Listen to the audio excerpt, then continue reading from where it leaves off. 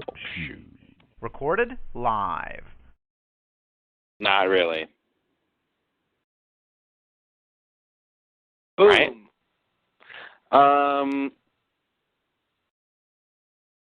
Welcome. I guess the difference is broadcast live versus recorded live. Yeah. Welcome to something. How do you record something not live? Huh? I don't really know what that means. That's why I'm like it's not broadcasted live, obviously. I mean it can be.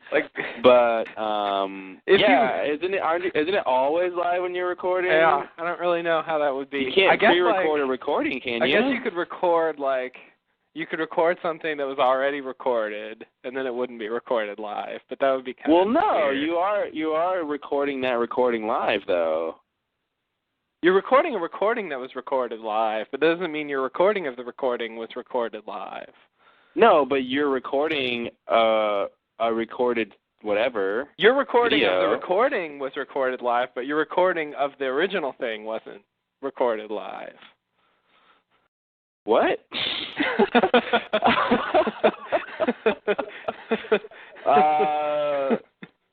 Needless to say, I lost you. You said, what's the problem? How can you record something not live? Yeah. Oh, okay. I see what you're saying. You can. Yeah, but your recording of it is live, but you can record something that's not live. But that's not what live really means. Yeah. In the context, it means yeah. We get it. That was an interesting tangent. / talk shoeism. So I don't know what to call this. Welcome to. Welcome to hell. I think that's especially funny coming from us. As if we could be scary at all. Yeah. This is hell, and you're in it. Ooh, it's very scary. These two voices will be talking. We will haunt your live. nightmares. Recorded live. Your nightmares are live on the podcast.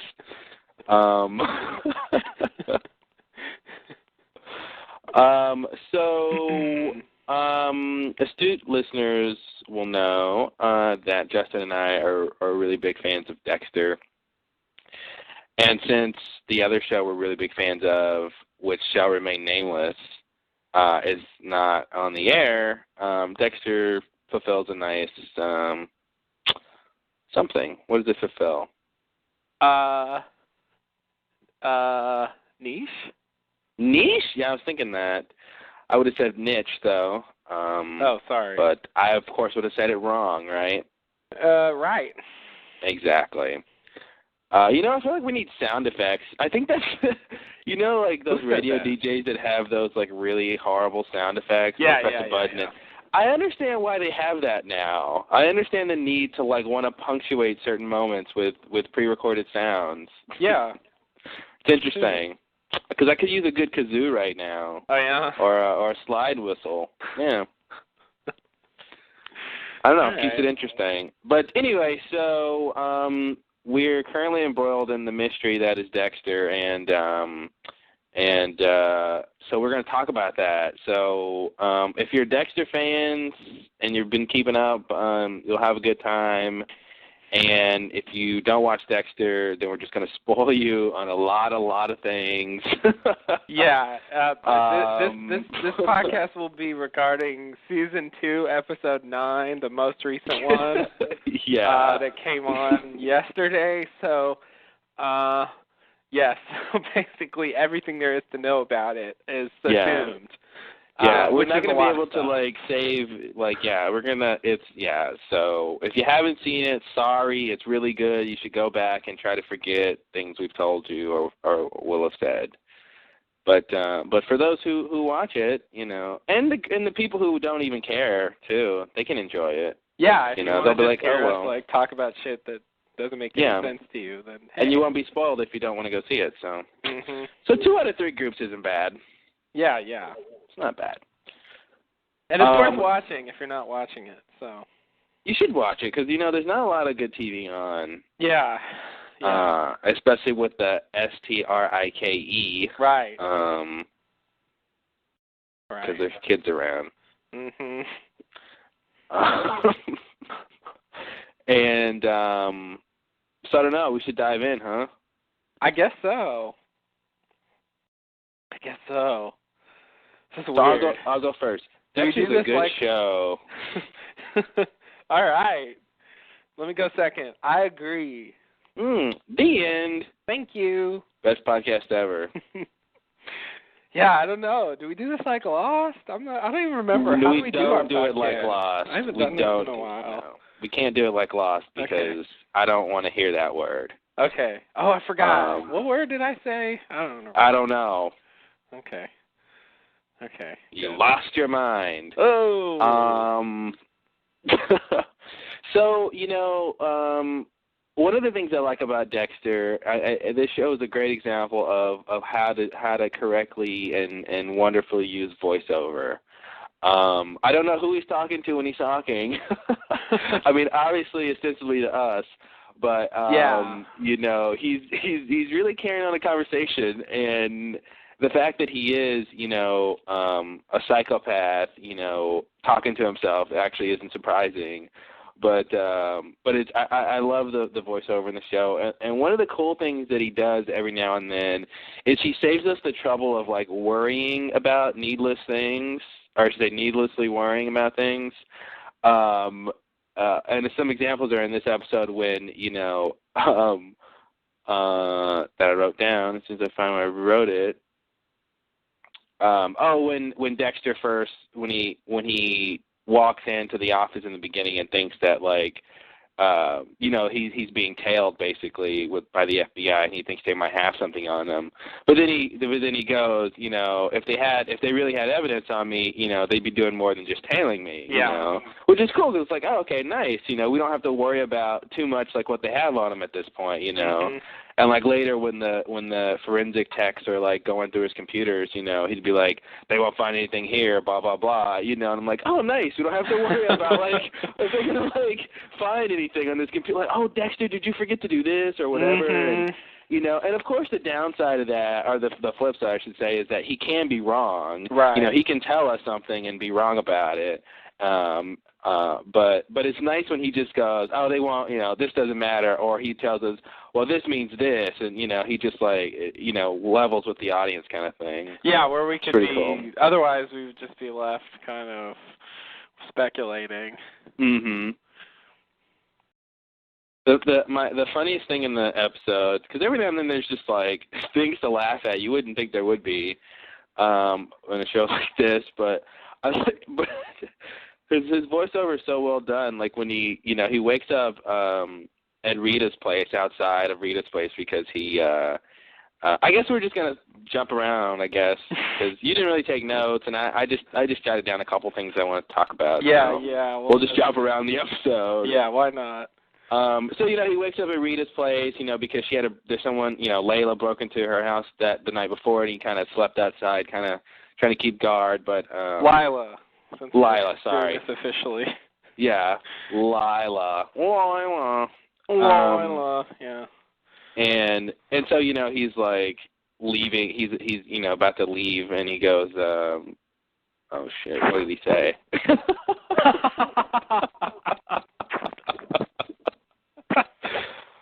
It's funny. I know the punchline. I don't remember the lead-up line. I didn't write it down either because I thought I'd remember. Isn't that awesome? That is awesome. What's the punchline? Maybe I can remember the setup. No, I can't. No, that's bad. You can't just say the punchline. It'll totally ruin it. He goes. Let me see. Give me a second. Stall. Go. Give me a Bam, Justin, bam. All right. Well, let's see. What else?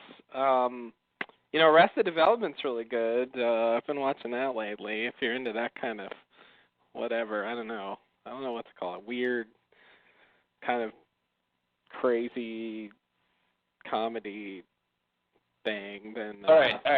You're done. Okay. You're done. Calm down. You. Take a breath. Drink some water. All right.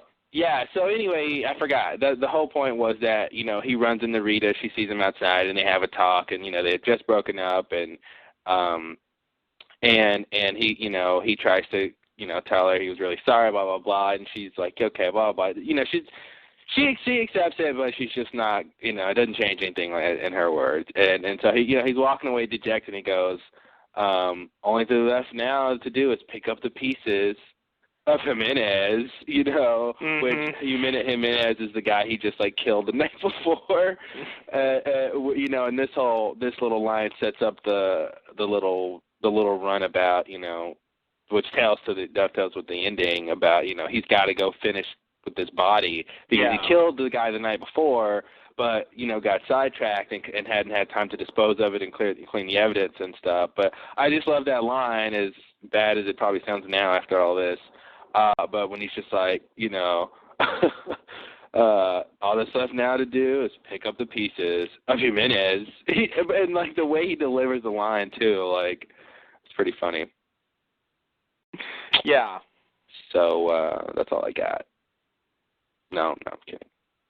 Yeah, he killed the guy, and then Rita calls because Lyle had broken into the house, and of course she didn't know that, but she knew somebody was maybe there, and so then he rushed away to try to deal with that situation and left him out there, and then he sort of gets stuck in this episode because he has these FBI people on him, and this episode's done pretty well. It's got mounting obstacles. It's got the first obstacle and the main obstacle is getting rid of Jimenez, but almost every scene piles on something else he's got to do before he can do that, or something that's stopping him. Yeah. And it's just sitting out there, and you're like, God damn it, he needs to get to that. Yeah, so that's the first thing. He wants to go pick up Jimenez, and then at the very beginning of the episode, he wants to go finish, dealing with him, but then he realizes he's being tailed by the FBI. He's like, oh no, okay, well I can't, he can't go drive up to the cabin now and deal with that. So he just goes to work, and then other things happen. Yeah. Then things happen. That's right. So there's some things in this episode I didn't understand. Maybe you can clear them up for me. Of course I can. I mean, I feel like we should talk about it, and I don't know, maybe we can just start now. I don't know. It seems weird. My first question is, I didn't really understand what, and maybe we're gonna know later or something. I didn't really understand what Dokes was doing in Haiti. Yeah, okay. It took me I watched it a second time, and it made more sense to me. What dawned on me is the fact that they are in Miami and Haiti's not that far away. Yeah. I thought when he went to Haiti, it was an actual real a lengthy trip. A real trip that you have to really prepare for. Yeah. So that's why it was confusing when at the end he's back in Miami so fast. Yeah. And I'm you were just in Haiti. What happened? And I'm what's going on? But obviously, and in the airport too that he left from looked like a really small airport. And I'm what's going on? But if you live in Miami, then you could just hop on a commuter plane. Yeah. Way down there. And so I think that solved some problems for me about what was going on in the end. But I think he basically was trying to analyze. He just needed someone to analyze the blood samples, and he knew that guy from his days of being in the Black Ops, and he knew that guy was a fixer, basically. Yeah. So he took a few of the slides and left most of them in the car? His problem was he should have took the whole case with him and not just 2 of the slides, 3 or 4 of the slides. I don't know why he did that. I don't.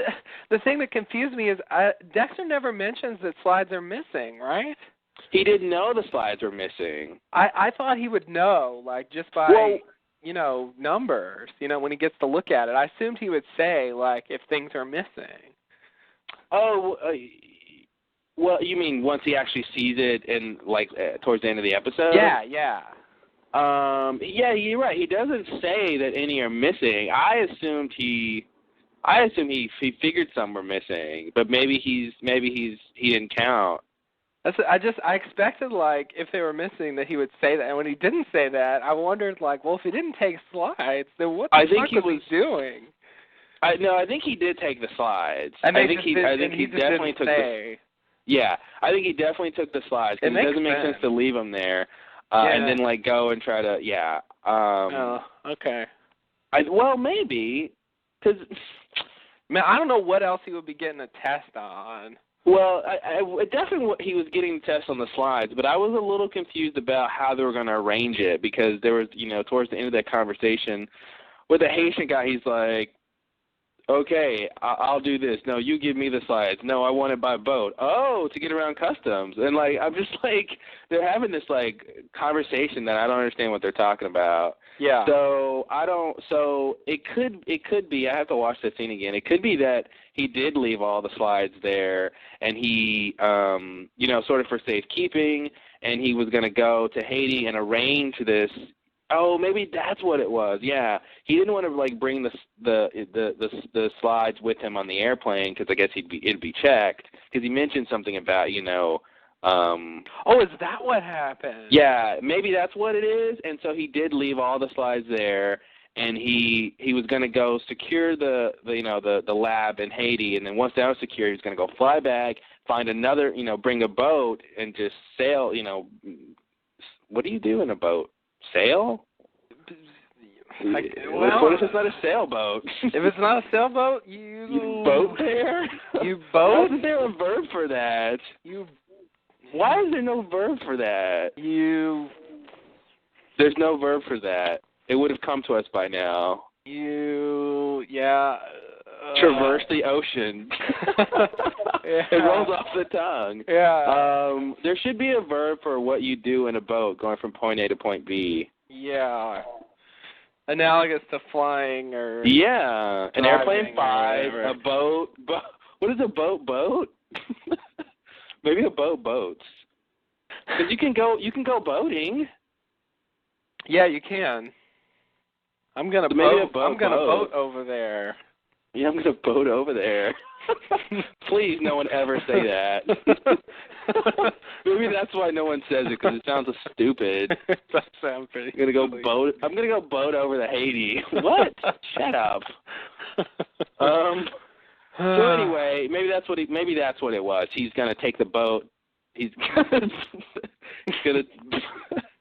gonna go by boat when he brings the samples. Maybe maybe that's it. I guess that's better than him just taking a couple samples and leaving most of them in his car for the police to find. Because I was like, why don't you take them all if you're going to take any? That's what I was thinking too, and that's why I didn't understand. Okay. And you're right. Dexter would have mentioned he would have, because I think I thought it was a bit of a tell, but when he opens the case, he runs his finger down it instantly, like he always does. Mm-hmm. And I feel like that time he was probably counting, or whatever. Yeah. So I think you're right. I think he would have said something. But I was also thinking he was under a lot of stress because he thought he was being implicated. Yeah. So I think he was busy trying to figure out what to say about these too. Mm-hmm. But eventually he's alone with them, and like he was taking samples from all of them. He could have counted it, even if he didn't get it when the FBI people were talking you're right. to him. Yeah, you're right. Yeah, that's so okay. So let me try to piece this together. Because now the plot just is confusing to me. So should we recap the plot? Oh, maybe. I feel like we're talking about like random crazy things. We're really have no idea I'm what's about going to go on. To the ending here. We're just like shouting names and motives and things and slides, and no one knows what's going on. If you've been watching the show, hopefully it makes sense. But yeah. All right, let's take a second to orient people to a degree. Okay. So Dexter's basically it's a show about a serial killer who is a blood splatter expert. He's a blood forensics expert for the Miami Police Department. He's not a police officer, but he works at the precinct, and he's got certain privileges there, that come with that. But he is a serial killer, and Justin, tell us why. Give us his childhood. Well, I guess his mother was killed in front of him by some drug dealers, I guess, and this had some kind of impact on him, and presumably this sort of caused some psychological damage that gave him this weird sort of drive to kill stuff, and also just not being normal in general. And I think the emphasis on that is that he not only was his mother killed in front of him, but it was in like a cargo container, shipping container, and he sat in her blood for like hours with her dying body before the police came, and so it was ridiculously traumatic. Right, and he's rescued by this police officer and raised by this police officer, and adopted, I guess, and the police officer sort of realizes what he is going to turn into, and so the police officer instills this sort of honor code in him to channel this urge to kill, to kill just I guess bad people. Yeah, people who actively deserve it, like criminals, basically. Yeah, murderous criminals. Yeah, who don't get punished. I guess in a couple cases he's kind of sabotaged some stuff, but in general they get off for some stupid reason, and then he gets them because he knows they did it. He has good evidence, but it doesn't hold up in court for whatever reason. Some technicality or whatever. And so, working with the police department, he's able to, have access to stuff to figure out, things about what people did. And so, the first season introduces all this, and there's all sorts of shocking revelations. I don't even know where to. I don't know. Yeah, what else that's to a say. good overview. Basically, you root for Dexter because he's basically, he's got a mental illness. Basically, he's a psychopath, sociopath, whatever, all of it. And but he tries to only kill bad people, and it's almost like a like a vampire or something who tries to not kill, like eat regular humans, suck their blood, like that kind of thing. But anyway, he's got a sister named He's like Blade. Deb. Huh? He's like Blade. He's like Blade, yeah. Wesley Snipes. He's got a sister, Deb, who was this police officer's daughter, his biological daughter, so he grew up with her. The antagonist, to a certain degree throughout the whole series has been Sergeant Dokes, who's this big, like, black, militant, kind of angry-in-your-face guy who used to be special ops in the Army and now is a police detective. And so from like day one, he's always been suspicious of Dexter. He can sense something is up with him and has been causing him problems since day one. But anyway, it really comes to a head this season when on this episode too. When basically Dokes, gets a little too close to figuring out what's going on with Dexter, and Dexter sort of gets him, along with some other things Dokes has done on his own. Dokes gets fired, and so he's even more trying to figure out what's going on with Dexter, and then, things happen in this episode. But that's pretty much a recap of, what else is going on to lead up to this. The investigation. So basically, at the end of the beginning of season 2, basically they find all of Dexter's victims because Dexter, his MO basically, after he would kill his victims, he would slice them up and wrap up all the pieces separately and put them in trash bags, and he has a boat, and he would go out into the ocean and dump them in this little crevasse or whatever, ditch or underwater thing, rift. So anyway, basically at the beginning of season 2, the police found that, and so there started the manhunt for this notorious serial killer who we know as Dexter. Basically. Right. Like, oh guys, he wouldn't harm a fly. Unless the fly, killed someone else. But so basically, yeah. So the FBI are basically working out of his police precinct now, basically trying to track him down. Little do they know it's him. And in this episode, they get the closest they've ever come to figuring out it's him. They've realized that it's someone in that department, and basically through some bad luck for Dokes, they think Dokes is the guy who's the Bay Harbor Butcher, as they call him, when in fact it's of course Dexter. Right. So when he kills people, he cuts them on their face and takes the blood and puts it on these little tiny glass slides. Yeah, microscopic slides. Yeah. Well, the slides are microscopic. Yeah, microscope slides, I should say. Yeah, that's what those are. Yeah, good. I wondered what those were. That is what they are. And then he keeps them in this little case in his air conditioner. Yeah.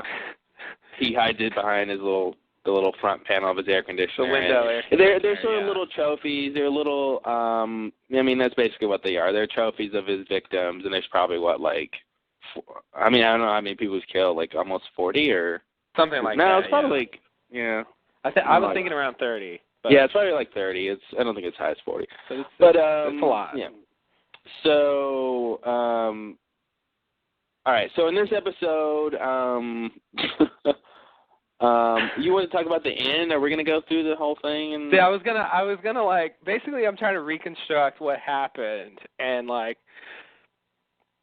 I've got Dokes going to Haiti so far. There's other stuff that happens in the episode, but this main plot involving Dokes and Dexter, I want to try to there's a little bit about the ending and stuff that I didn't quite understand. I don't know if we should talk about other stuff first or. It doesn't matter. I'd say we can talk about that. Yeah, that's fine. Whatever. Okay, so basically, eventually Dexter. So we've decided that Dokes goes to Haiti to get the slides tested, and what he's planning to do is somehow circumvent customs, get the slides, and then go get them tested. In this other place that he's arranged with this guy in Haiti, and but unfortunately for him, the FBI find the slides in his trunk at the airport, and then think that he's the killer. Because the little precursor to that is that he when the FBI realized it was someone in the Miami police precinct there. They were calling in people, questioning them, and especially specific about their cases. And when Dokes was questioned, he had been let go, but they called him in for questioning. And the good thing to do would have been to cooperate so he could potentially get his job back. But he sort of throws a fit, and so when he leaves, Lundy's a little suspicious. And then the next morning he charters a plane to Haiti. So that's when they get a warrant out to search his apartment and search his car. And when they search his car, they find the slides. Yeah, so it doesn't look good. He's had some trouble shooting a couple of people, and he's some who deserved it. He's a bit, and he's a loose cannon. He's a bit high strung, and he's gotten in trouble because he took things his suspicions for Dexter were not based on evidence, but this sort of instinct that there was something wrong with him, and he took it, legally speaking, way too far. And I think, that's what really, Dexter, got him sort of suspended or fired from the police department by kind of a trick, but it was really the way he handled the situation that caused that to happen. Yeah, it wasn't really one thing that led up to it. It was a series of events that, and a lot of them were his fault. So. Yeah. Yeah, he could have done better. but he was right. I give him that. But anyway, so the police have the slides, and he finds out that they have the slides, right? Who finds out? Dokes, right? Does Maria tell him? Maria tell him that they have the slides? I think so. Let me pull up the tape. If I remember right, he finds that out when he talks to her.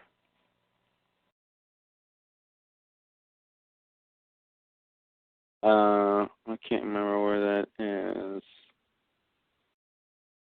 Oh, Maria, you try so hard. And hopefully, for the story to make sense, that's after the scene where he meets the guy in Haiti. All right, let me see. Where is it?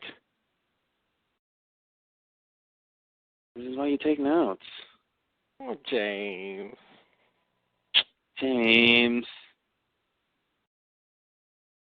Oh, it's sent.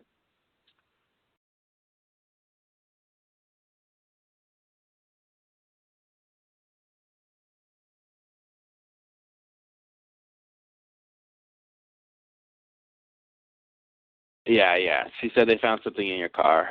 Okay. So she didn't know. She didn't know what it was. She doesn't even know. Yeah, she doesn't even know what it is. But they haven't told her. He knows what it is. He knows what it is, and it is after the meeting in Haiti. So yeah. Okay. Good. Okay.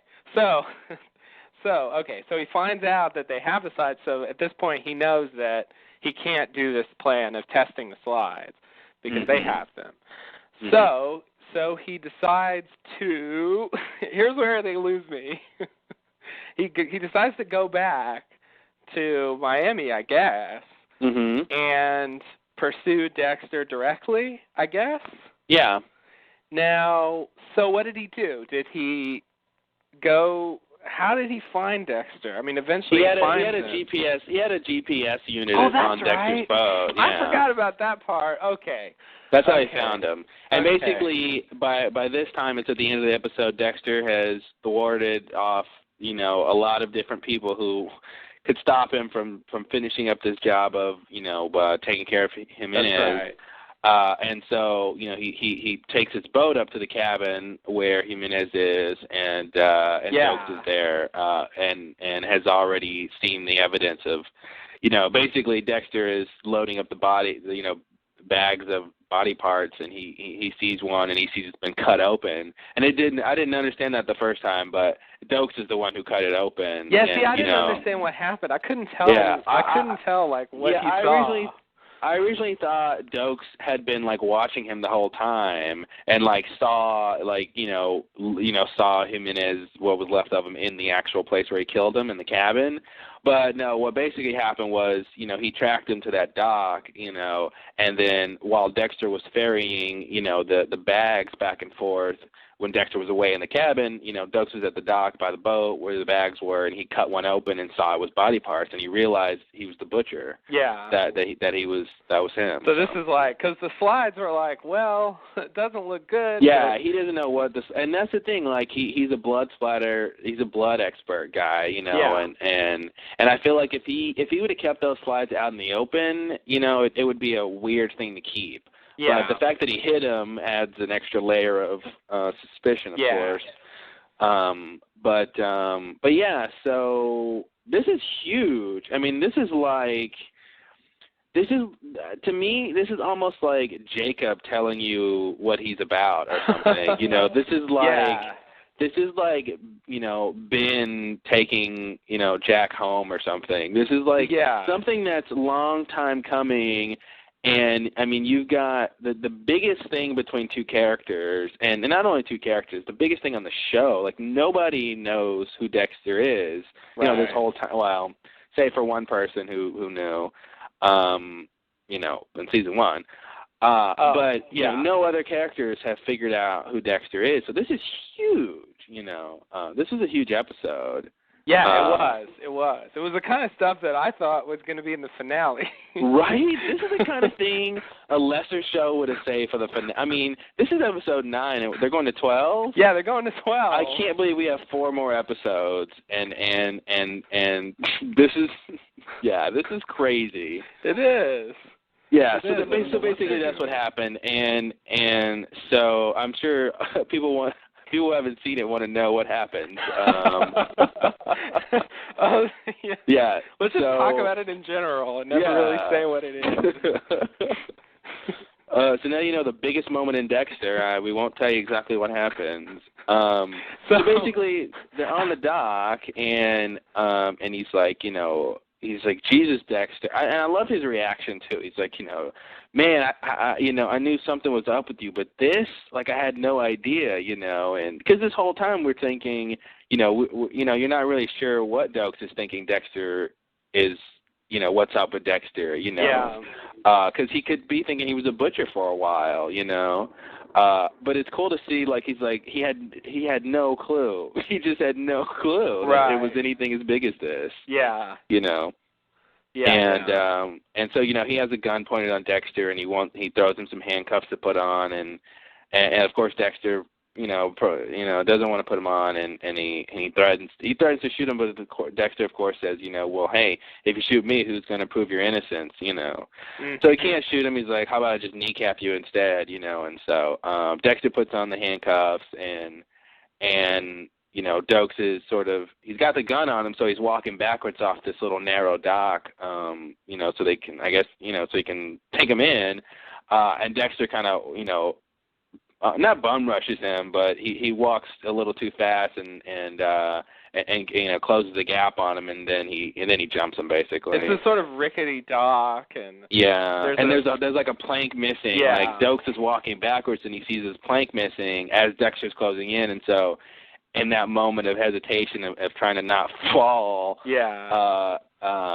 Dexter grabs him and they wrestle, and Dexter gets shot in the leg, what do they call it? What do they call it when it doesn't go all the way in? I don't know. There's a word for that?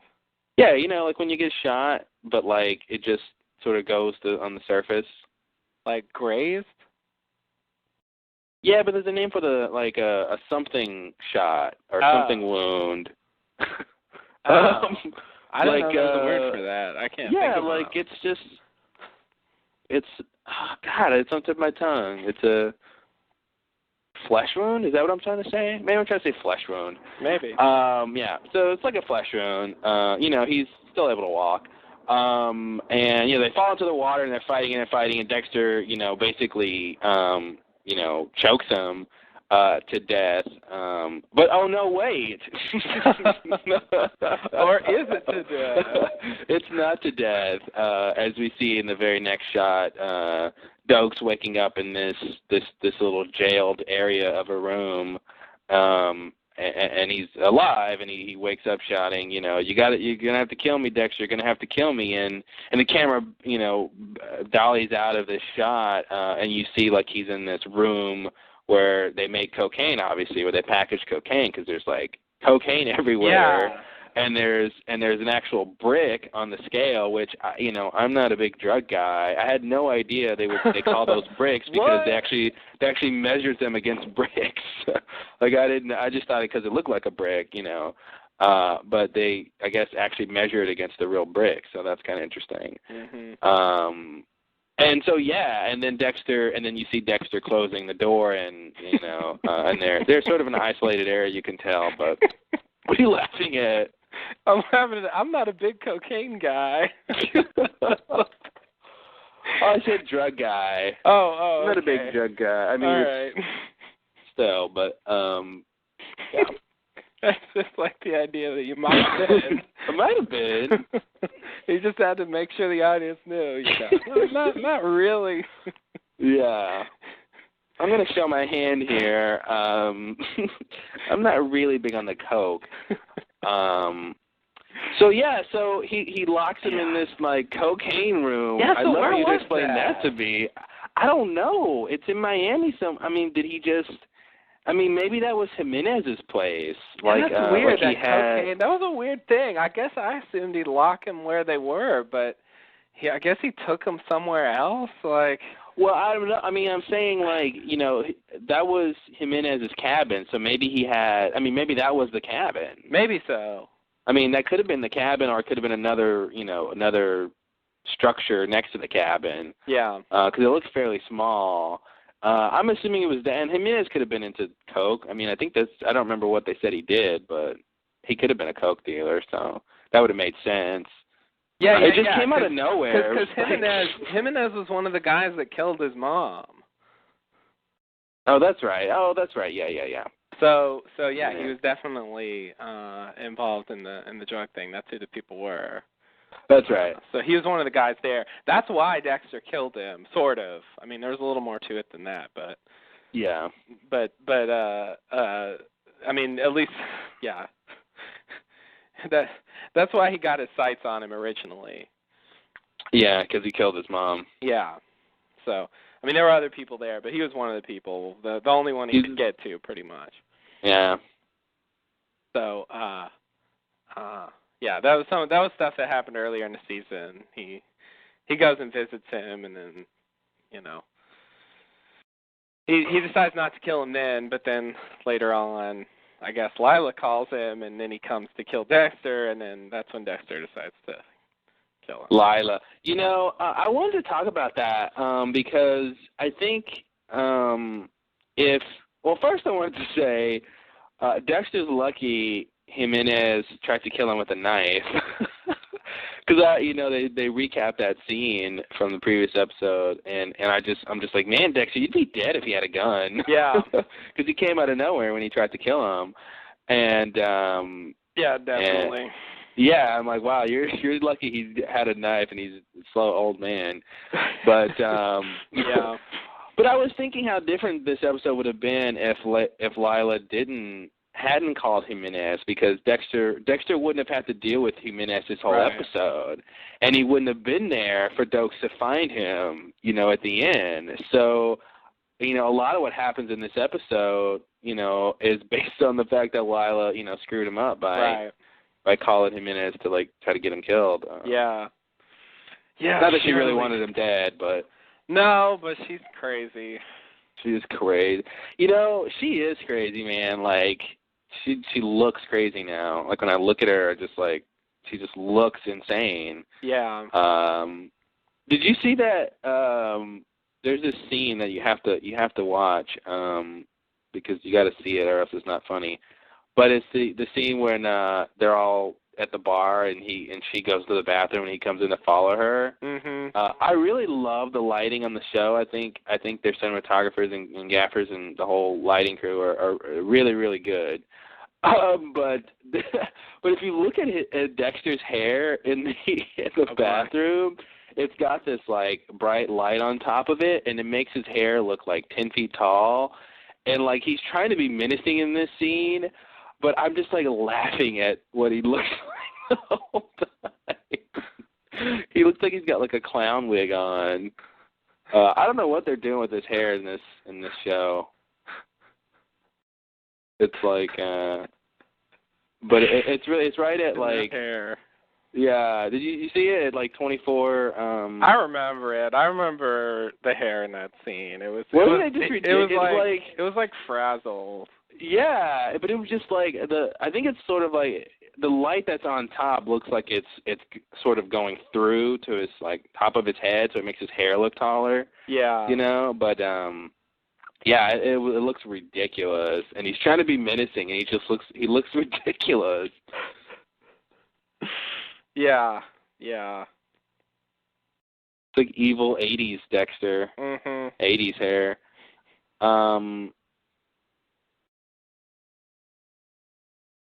What else is good?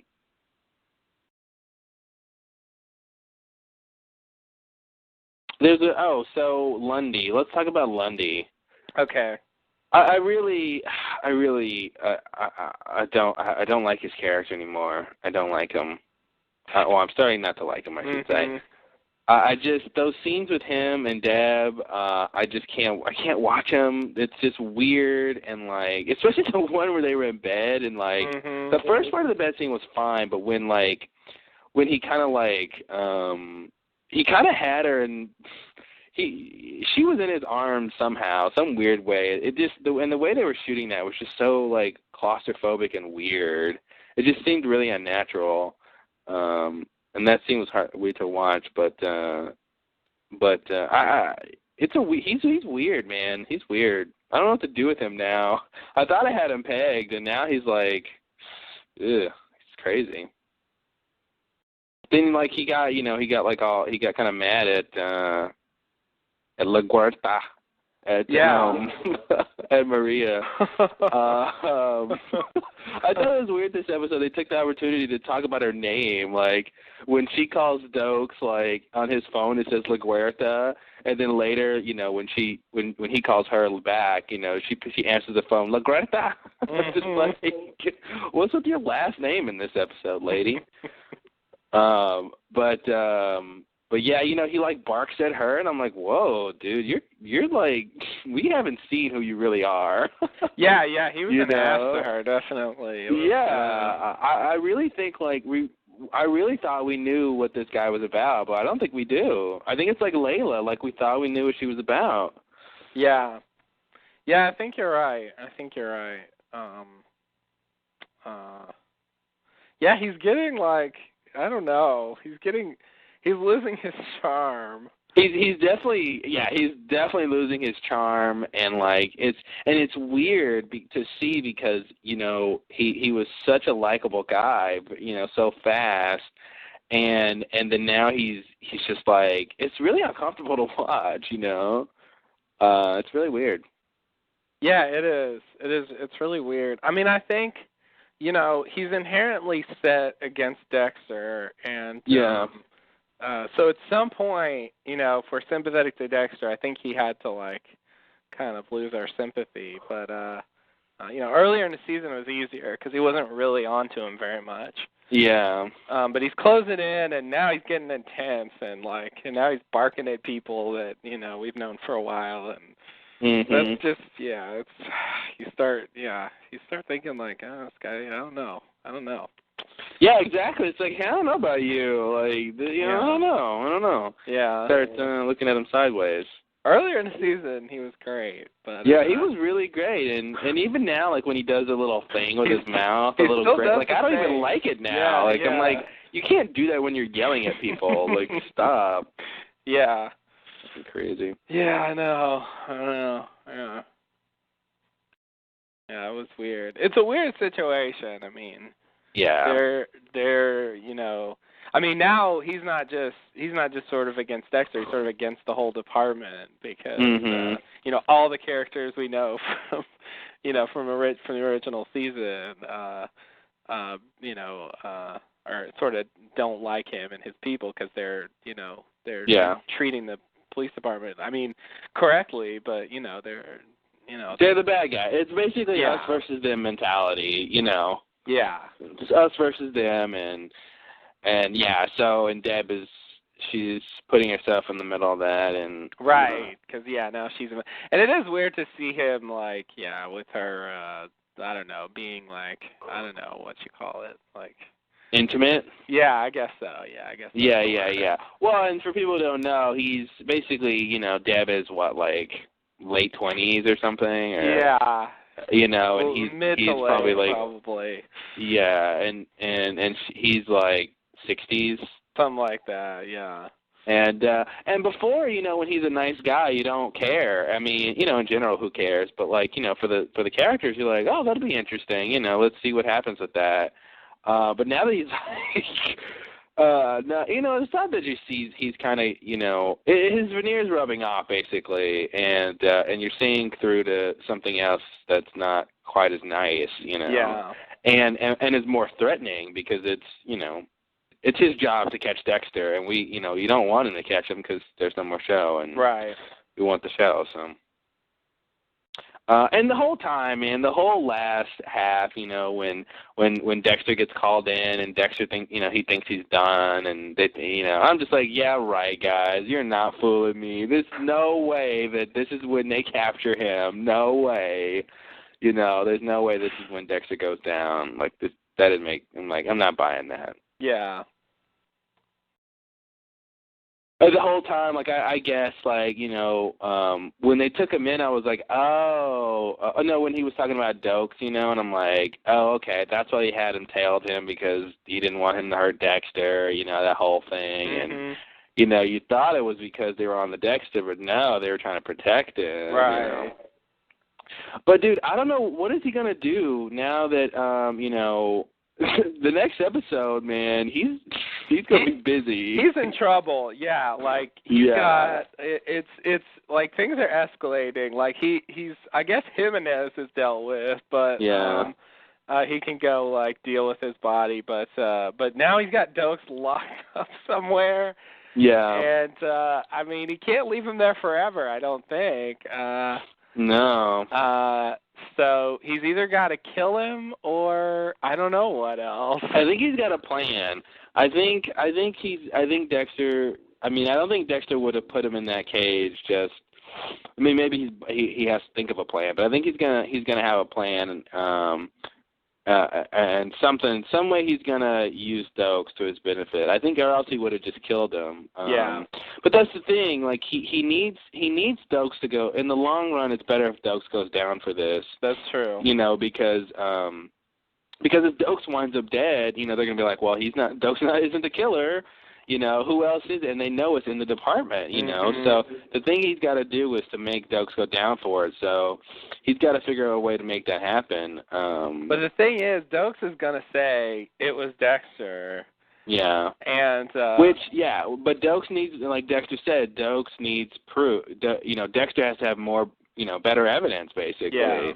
Because they've already, you know, Dokes lost his job over Dexter said this, Dexter said that, you know, me versus him. Right. So they're not going to listen to that, you know. No, Dexter did this and this and this, you know. But see, now Dexter has he's shot now. He's got physical proof. I know. That's the other problem he has to deal with. He's got this wound on his leg, and he's got Dokes locked up, and he's got the FBI like covering him hardcore.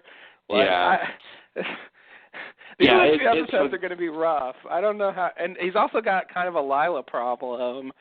He's got a Lila problem. He's got a problem on every single front. I mean, you know, what was really cool was how he was, you know, like in the episode, you know, everything sort of mounted up with like the things he had to take care of. Like first it was like, you know, he wanted to take care of Jimenez, but he was told by the FBI, so he couldn't do it. Then, like, he realized, oh, shit, you know, I've got all this evidence in my house. He had the slides in his house, and he had the, you know, killing tools in his house. He's like, yeah, I got to take care of that. But, you know, but he can't.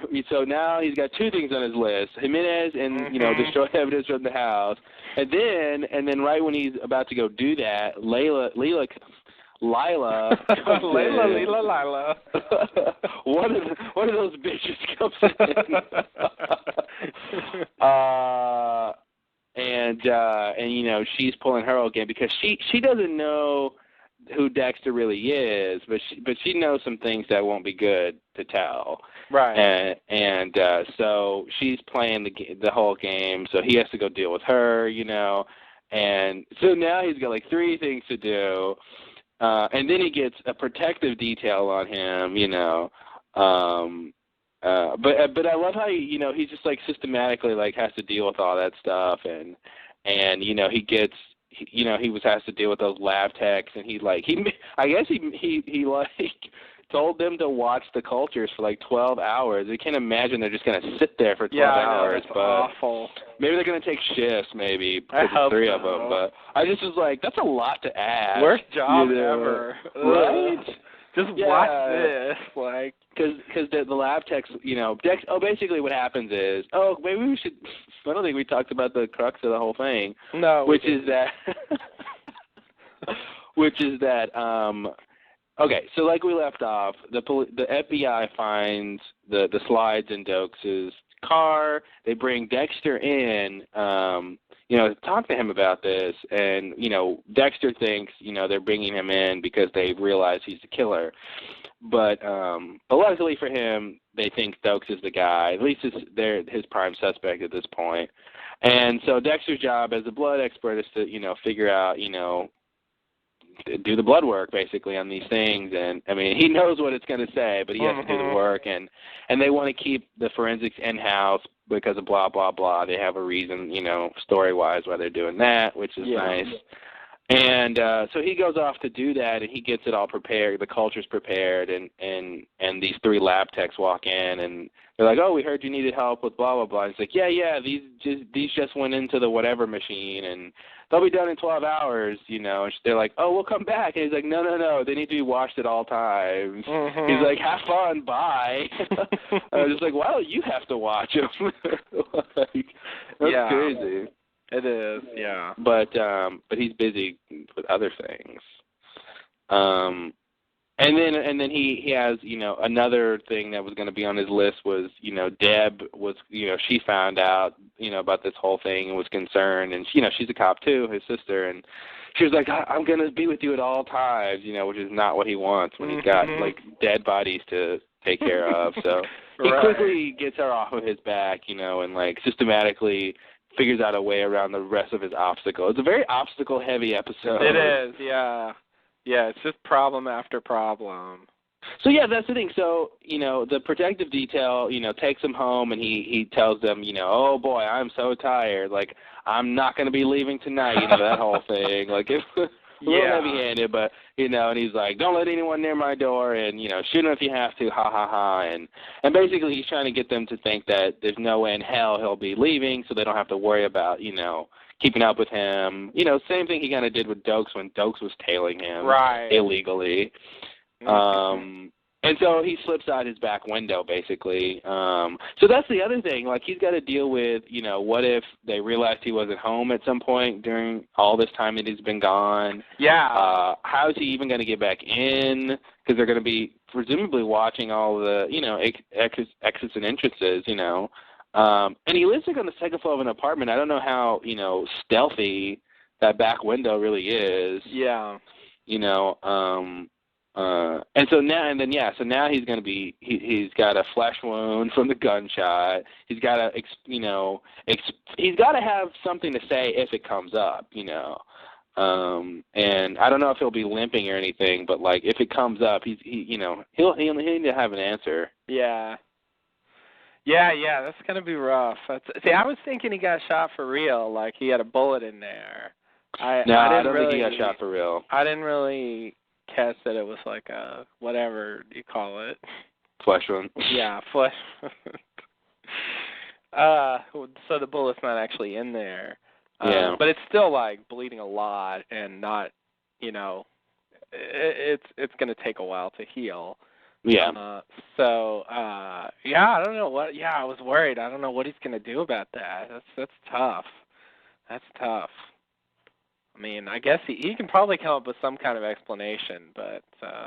But see, here's the big problem is like, he should have been at home the whole time. Yeah. Like if they didn't have that, he could say any number of things that could have happened. He could have said, "Oh, I was at Rita's and the intruder came back or whatever, and guy got shot trying to whatever, whatever." He could say a whole bunch of things, but it's like, hey, you weren't supposed to be out. Yeah. And first of all, why were you out? And if you don't want to answer that question, then it's like, oh, did you get shot in your own house? We would have heard a gunshot. Where's the bullet in the house? So he can't say that. So he's kind of screwed. He's in trouble. Yeah. He doesn't have a lot of outs, basically. And then of course he has Dokes locked up in some place somewhere. I don't know, man. It's going to be a good 4 episodes, I think. Yeah. Yeah, I know. God, I can't believe there's that many. Like, I don't know I have no idea where they're going with this. I really don't.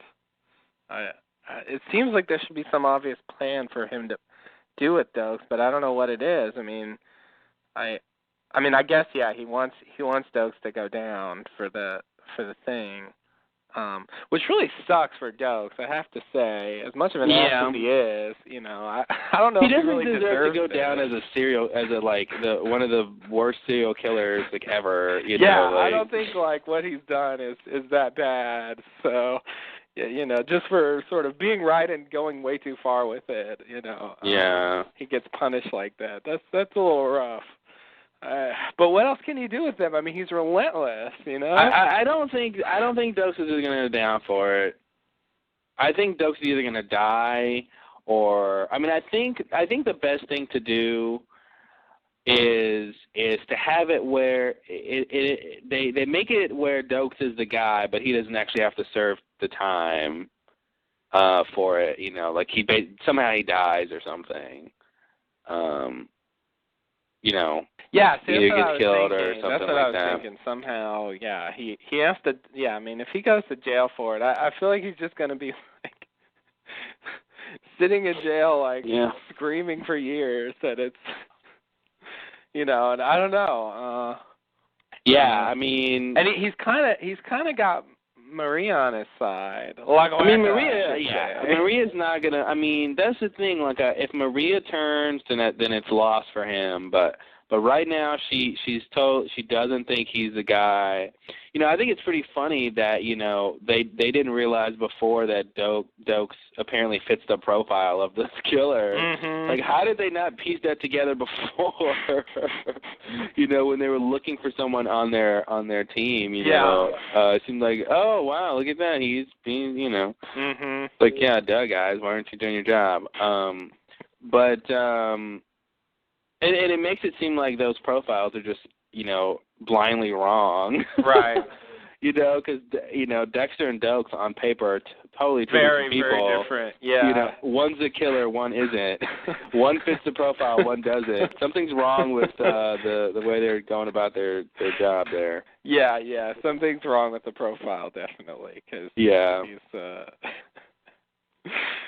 it's really crazy. It was really strangely like, I don't know, it felt like I don't know what the word was. It felt weird to have Dokes like figure it out for real. And I thought it was a dream.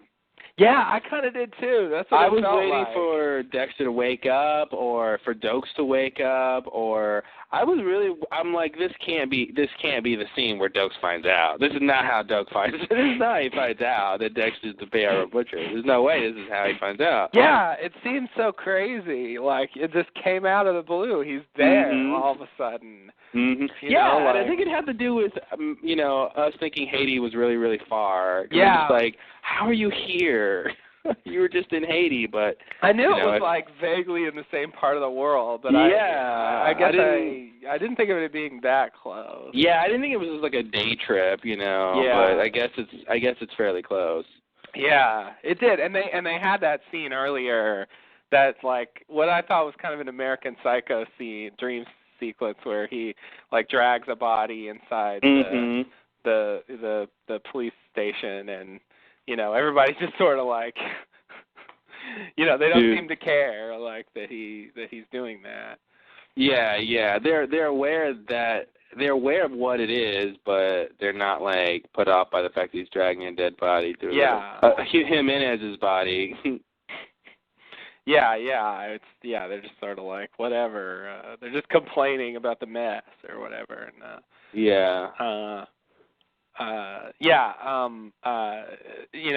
having that dream sequence, made me think maybe that's what was going on at the end. Mm-hmm. Because they don't necessarily do that many dream sequences. But another thing that came back in this episode was the flashbacks. They had really abandoned those for a while. Yeah, I guess and I think if we watch this again, the whole season 1 and season 2, it might make sense that the flashbacks were gone because he had that whole thing about Harry's code and like when he became the whole thing with Lila too. He sort of went on a different path, and that might coincide with when they weren't doing the flashbacks about Harry and his lessons and stuff. Mm-hmm. But the flashback was really, I really liked it. Basically his, Harry, Dexter's, this officer who rescued him as a kid, takes him to an execution. And that's another thing. Maybe it's worth saying this for a second. That's a part of the show. Fairly not as big as like that other show, but occasionally they show you flashbacks to Dexter's childhood and this police officer that raised him, like teaching him these various lessons. And a lot of times whatever he's teaching him like ties into the plot somehow. Yeah. So sometimes it's a little tenuous, but just sort of giving you background and stuff. And it had been absent for a while. They didn't do it for a few episodes, and so anyway, go ahead. Yeah, so the first part is they're walking down this corridor, very sterile, and they're talking, and he's saying, Dexter, what's the most important rule? What's the most important rule? Dexter's, I don't know, he's like 16 or something. And he can't really remember, and then basically the most important rule is don't get caught. And he's like, okay, and what are all the other rules for? So you don't get caught. Because basically Harry is teaching him these things. He's a police officer, so he can teach them exactly what to do to not get caught by the police. Very convenient. If his dad was a school teacher, he wouldn't have, and nothing wrong with school teachers, just wouldn't come as in handy. I love teachers. All teachers are great. Don't we all? Except Miss Rutledge from 3rd grade. Oh. Miss Rutledge, if you're listening, I hope you're retired. Your tormenting should end. Anyway, talk about that in therapy, sorry. So this whole episode was, is Dexter going to get caught? Is Dexter going to get caught? So this was a good time to bring up Harry's thing. Harry's most important lesson and his most impactful lesson about why you shouldn't get caught. He basically takes Dexter to see this guy get executed, electrically executed. And I thought I said electrocuted, and then I thought I said electrically electrocuted. And then I realized I didn't say that. So I thought I'd tell you that I thought I said that. Isn't that nice? That is nice. Cool. You brought us inside. Brought us inside the mind and the mayhem. Electrically executed. Yeah. Nothing wrong with that, but don't say electrically electrocuted. Right. Don't say that, folks. Yeah, that's crazy. But I love how, they're walking in the corridor, they have that whole scene, and then they actually come into the room and they sit down and there's like 6 people already in there, and so the 2 of them come in, and they're all sitting in front of this window that's closed, and everyone's kind of staring at Dexter and his dad, and kind of more at Dexter, I guess. And he's like, Dad, why are they staring at us? And he he's like, they don't understand why you're here, why you need to see this. And it wasn't until, and I love that line because it sounds really sinister and interesting. They don't understand why you're here. Whoa, that's weird, what's going on? It seemed like it was crazy. And then, of course, it is crazy because it's an execution. And his dad pulled a whole bunch of strings to get them in to see this execution, which, of course, is usually reserved for, the family or people who, have some relation to, to the guy who's being executed. Yeah, and family so of the people being executed, family of the victims. Exactly, yeah. And so, the people in the room know that Dexter isn't one of those people. So they literally are like, what, why does this kid need to see this? Who would bring a kid to see this who has no, connection with this? And I really like how that scene played out. Yeah. And then, of course, he sees the guy getting executed, so he, it's firm in his head why he should never get caught. Right. His dad's crazy. His dad is crazy. His dad is like, I wonder I really wonder if Harry didn't have Dexter around, what he would have spent his time doing. Because I seriously think he's got a little twist on his psychological profile that lets him do what he's doing, and makes him think it's right what he's doing too, So I don't know, what Dev's childhood would have been like if Dexter wasn't around. What crazy thing would he have had her doing, or I don't know. It seemed like he not that he was waiting for it, but he was overly eager to have a son who needed that kind of help. Yeah. You know, he took it too far. He did, yeah. Yeah. Yeah, he went really far with it. Yeah. Yeah, it wasn't just survival and tactics. It was a lot more. Yeah. Yeah, it was basically, his whole philosophy is guides Dexter through most of the show. I mean, he has bouts where he doubts him and sort of doubts if he was right or whatever, but yeah, it's sort of this guiding thing that he turns to all the time. And you know what I just realized this is? What? It's Superman. It's Superman. It's the anti-Superman. It's the bizarre. It's a guy who's an outcast who has, you know, powers, quote unquote. Who basically, you know, is guided by the principles of his father, who he often like disagrees with, and instead of, you know, obviously Superman helps people, but Dexter kills people, right? But bad people, you know. Yeah. You know, so a darker kind of version. They still fight bad people, you know, basically. Just in a more like sinister way, but Yeah. And they both have alter egos, you know, kind of, you know, who Dexter is at work versus who he really is. That's Clark Kent, yeah. Yeah, it's kind of like it's Superman. It is. That's weird.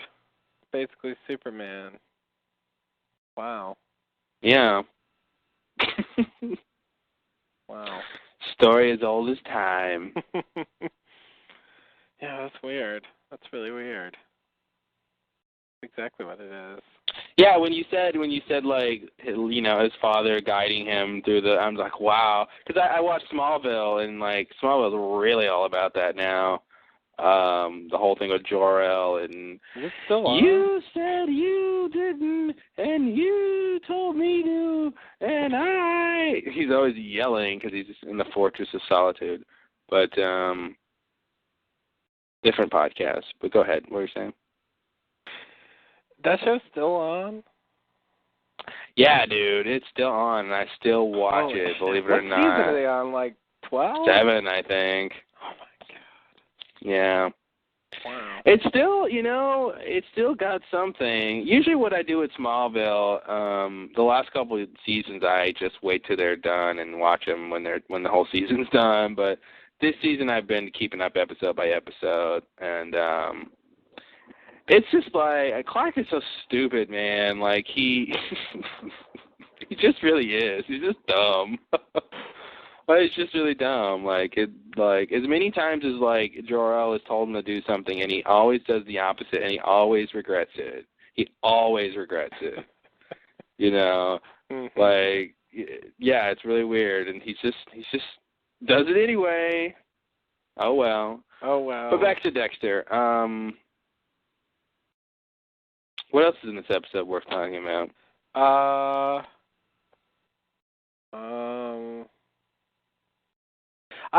wonder, do you have any thoughts on where this Lila thing's going? Like what she's gonna do?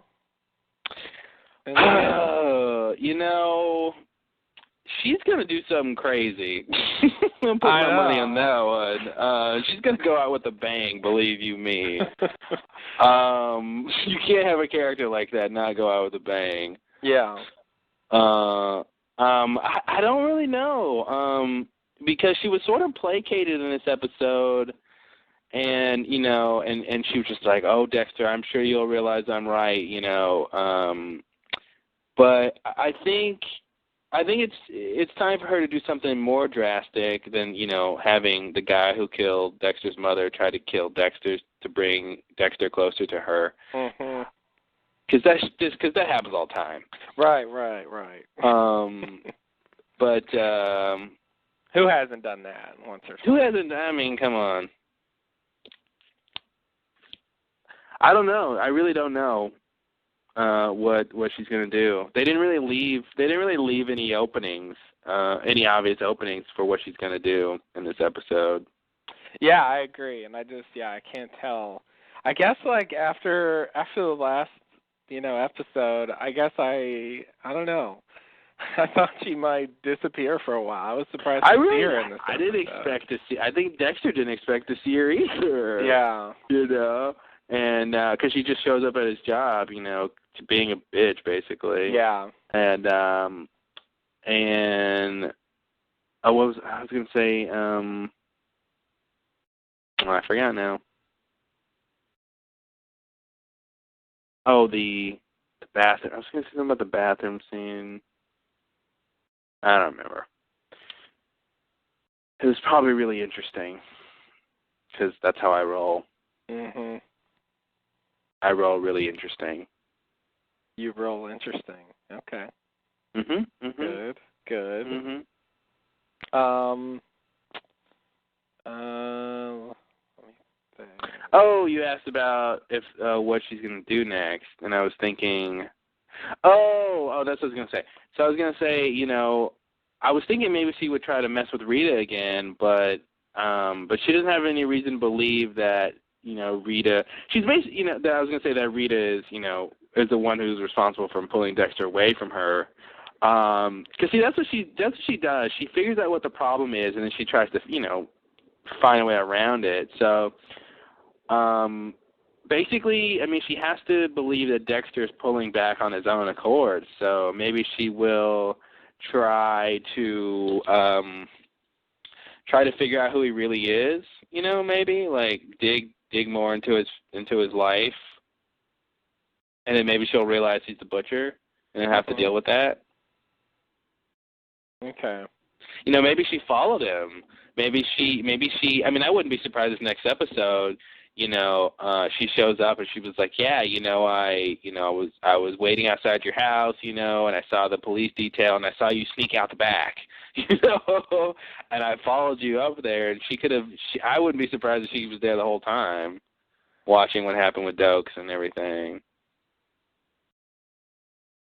Yeah, okay. Not that I think they're going to do that. I don't think they're going to do that, but I do think I think by the end of the season, I think she's going to be dead, and I think she's going to have found out that he was the butcher. Okay. Is the butcher. Yeah. Okay. Well, that'll do it. That'll do it. Yeah, I just can't tell what they're going to do with her anymore. She's just like this weird loose cannon out there. She'll just show up and do whatever. Yeah, I love that he called her, what did he say, like a force of nature or something? He said something like that about her, spontaneous force of nature or something, like, like just the idea that, like, a certain amount of chaos in the universe, that people like her just exist, and they just go and wreak havoc like a hurricane, like spontaneously, oh shit, here's Hurricane Layla.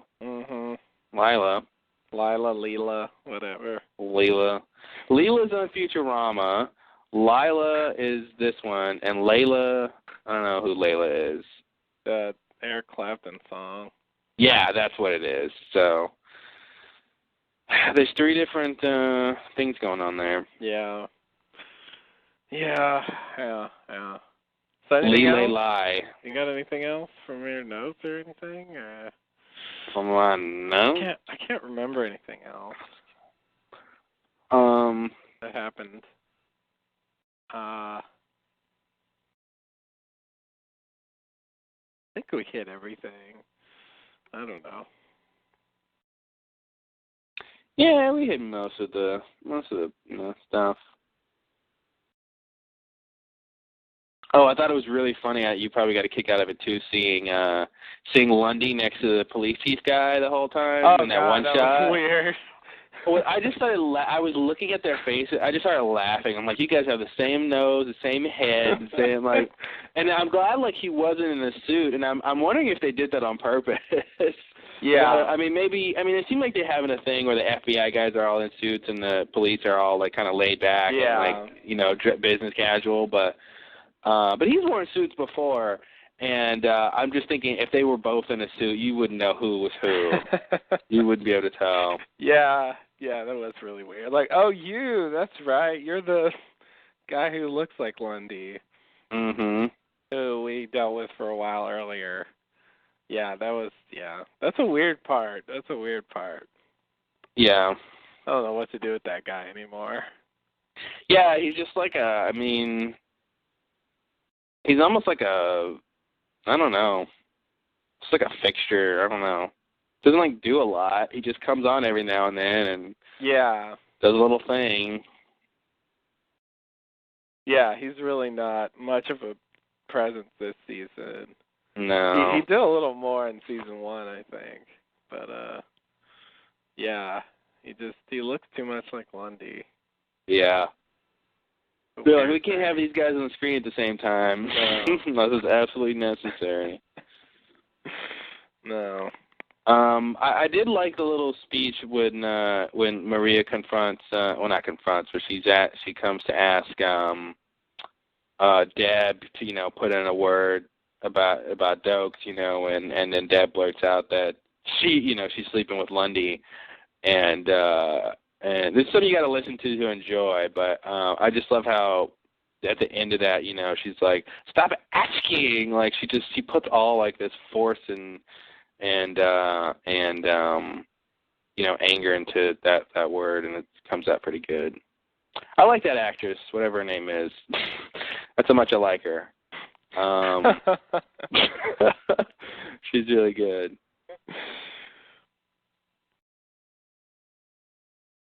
Yeah, she's good. And then there's this part when Rita calls Dexter.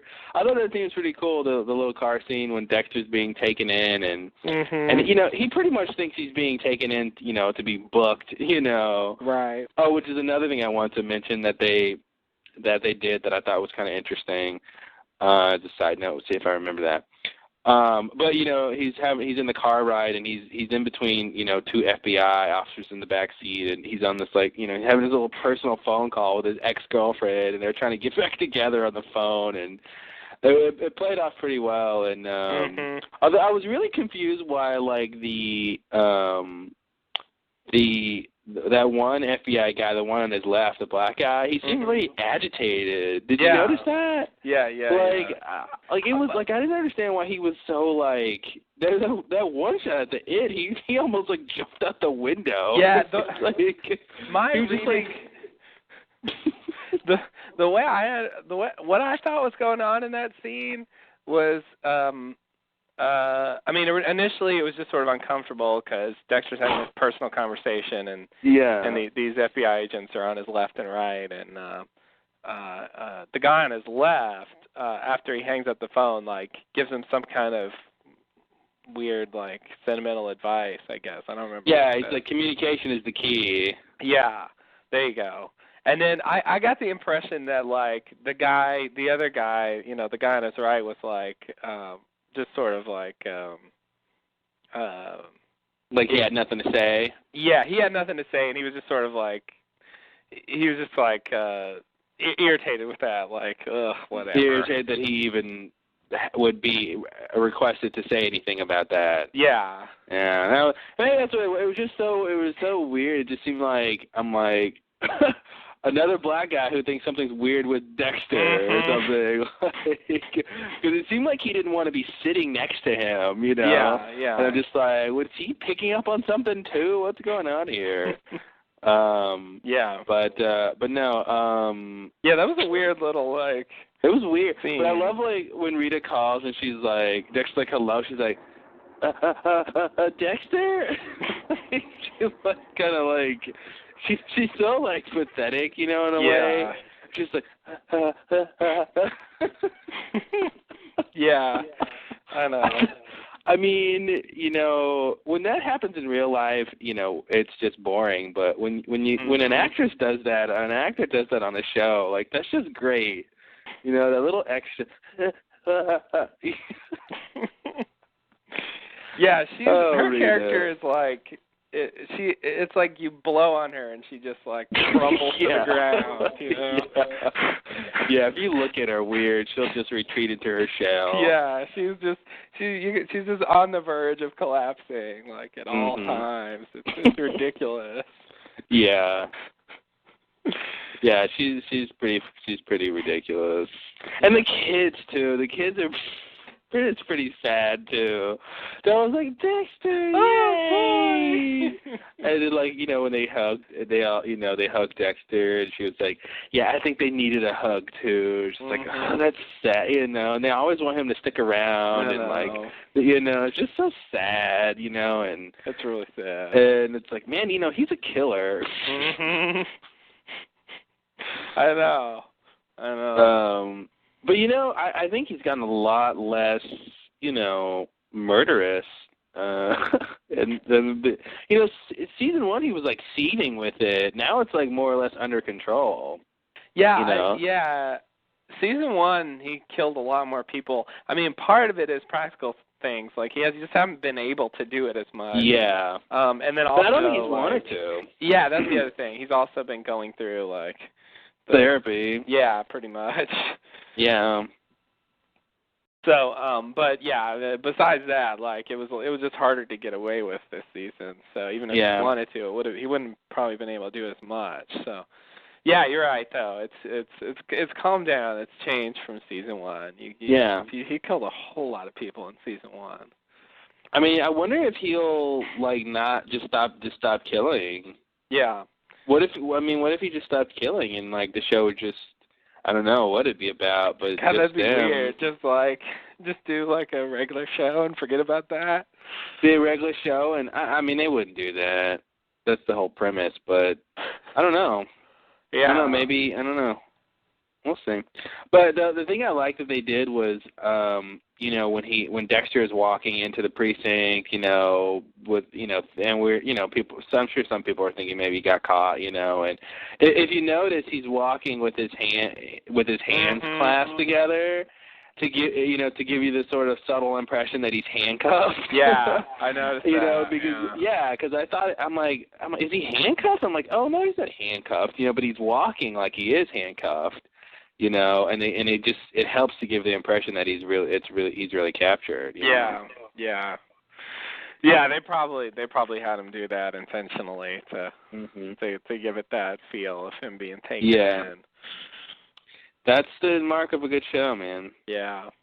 I really like that opening too. You know, when Angel throws the foot at him, you know, from the dream sequence, and it cuts to the newspaper being thrown. Yeah.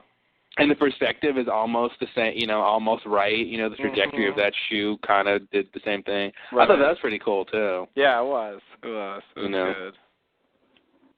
That was good. And that's the kind of thing I want to know if that's in the script or not, you know? Like, I feel like that's a thing a director would think to do. But I feel like if you're writing that scene and, you know, if you write, you know, Angel has the foot that, you know, Dexter needs in his hand, you know, and that you would toss it to him, you know. And then if the next scene you're opening on a newspaper throwing, I would think you would, you know, connect those, but maybe not. I don't know. Yeah. I could see, I don't know. But the title of this episode was Resistance is Futile. Which is, you know, something Star Trek fans will enjoy. Yeah, and there was a nice sort of obscure Star Trek reference in a previous episode about Mark Twain. Mark Twain in Star Trek, you say? Yes. Yeah. That's right. Believe me, in the future, nothing's impossible. So, I don't really know. Like, the titles are weird. I never really know what they're doing with those. They're not like that other show where they're kind of obvious. Yeah, that other show's really obvious with the titles, especially when people say it. Oh, and that's the other thing. Like, I love how in Dexter, like, he figures out what's going on really quickly. Like, I always think, like, because, you know, initially when the slides are gone, he notices the slides are gone from behind the air conditioner. You know, he thinks the FBI has them, and they're on to him, you know? And, like, I feel like if this was lost, it would be, like, season 4 before he figured out. Man, he wouldn't even bring up the slides for 2 seasons. I know. And then we get, like, half a remark, you know, where it's just like, yeah, those are ducks, you know. Well, see, I thought that was weird. I mean, I do love that he figured things out really fast. It saves us all a lot of time. Yeah. You know, but I thought it was weird because the slides are gone and he thinks, okay, the FBI took him. But obviously, first Dokes took him. Basically, the FBI did eventually get them, but Dokes is the one who took him. And then Deb is there, you know, and then I thought that he should have thought, well, if, you know, that's basically when I started asking our questions, you know, because basically, like, they can't just, you know, go, you know, ransack his place without a search warrant, basically, right. You know, and the idea that he basically would have known about that, or there would have been more evidence than just this thing taken, you know, but I'm surprised that he. Oh, but that's right. They come pick him up right after that, so he really does think he's out, he's done with it, you know. Mm-hmm. Yeah, I love that whole thing too. When he kind of tries to apologize to her, you know, as he, you know, because he thinks it's over. He thinks he's going down, Dad, like right there. like, yeah. Yeah, and you know, she's talking about how much she likes Lundy, that she can, you know, count on him, and he's like, yeah, that's good for you to have because I might not always be around. And right as he says that, somebody knocks on the door, and it's the FBI to pick him up, and that scene was really well done. Yeah, it was. Yeah. It was. And she's like, how come I don't know about this? I'm on the fucking task force. She's always pissed about something. She's always pissed, man. She's pretty neurotic. She's uptight. I mean, she's a little high-strung, but... Yeah.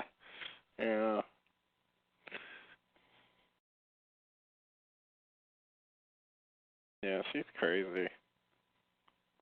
But yeah, that's just one of the things I've noticed about the show. Just a lot of things. The thing with Lila being crazy, and the fact that she burned her own apartment and all that. Yeah. I mean, burning her apartment would have been a mystery. We would have. The other show would have solved 10 years from now. I know. How did your apartment burn down? I don't know. They would even never talk about it. I know. Yeah. And then we'd get like as an afterthought, like somebody would say something, and I guess that's why you burned your apartment. You know. Yeah. I think she burned the apartment because the rent was due. Yeah, all right, Charlie. Yeah, that's it. That's what we would have got. We would have got one of those. Yeah, you're right. Just like, maybe the lockdown happened because of the supply drop. Yeah, sure, Charlie. All right. There was probably a gas leak. And then... Oh, thanks, guys. God. Oh, man. Angel. Maybe with the shorter season, the show won't be like that, but it is really nice to get to a show where they don't have to linger on these things forever. Oh, man. Like, they sit and ponder things. And, like, you know stuff, like, years before the characters figure it out. You've already pieced it together. You know the in and outs of everything. Like when, you know, like when Sawyer and Jack talk about, you know, Sawyer met Jack's dad. Yeah. You're just like, God damn, finally. I know. Jeez. I know, it is, yeah. It's like 5 episodes later or something. Yeah, it's such a minor thing, and you're just like, wow, finally this comes out. I know, yeah, no, that was, God.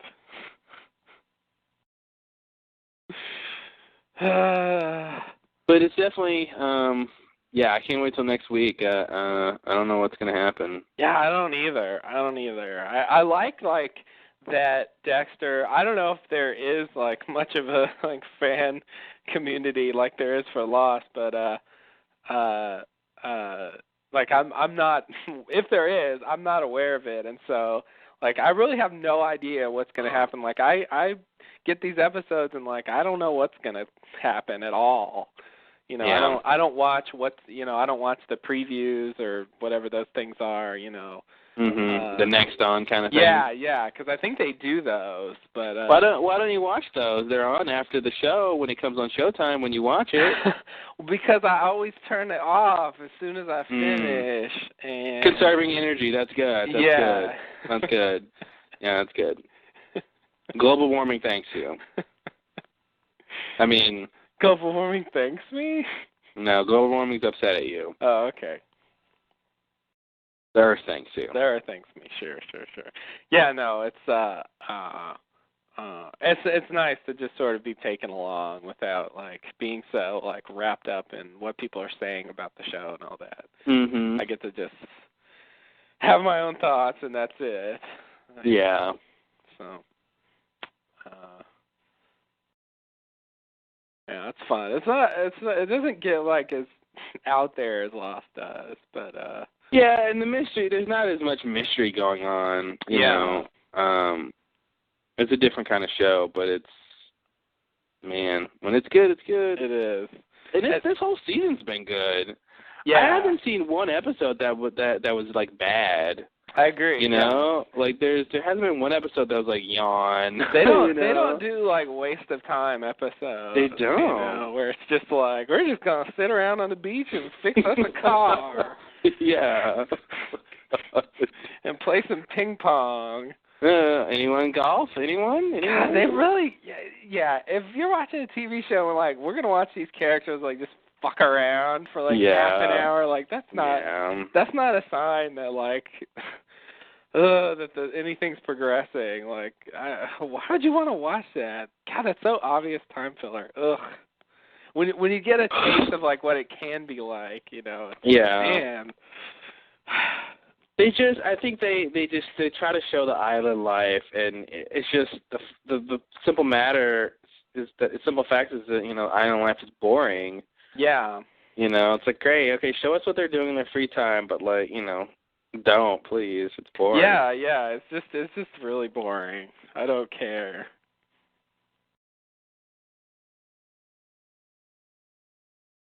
Yeah. God. We'll never know why they were breaking rocks. To build a runway, maybe. For the alien? Question mark? Yeah. Oh God. We really. Season 5, maybe. Oh man, if there is a season 5. If there is one, yeah. Well, you know, they're talking, supposedly. Yeah. Did you hear the update? No. What's the update? Well, an inside source who's proven reliable. Not my inside source. So I should clarify that. I don't have any inside sources. Yeah. Inside sources proven reliable in the past. Says that basically they're talking and they pretty much reached an agreement. And it'll be, I think they said they basically said like they've kind of reached an agreement, but don't expect to hear it this week, basically. And basically by Christmas they think it'll be over. Oh, really? Yeah. Okay. So I think that's good news. That's a good sign. That's great news, if that's true. Yeah. Because that's shorter than many were saying it was going to be. Oh, yeah. People were just like, yeah. I was ready for 6 months. I was, too. Everyone was saying, like, yeah, we don't expect this to be over very soon. It'll probably be several months. And dude, to tell you, the agents, man, it's those agents that got in there and, like, you know, they were the middleman. I mean, that's what they are, and they did their job, you know. Yeah. You know, nobody's paying them to do this, but if they can't work if the writers and studios aren't working together, so. Yeah.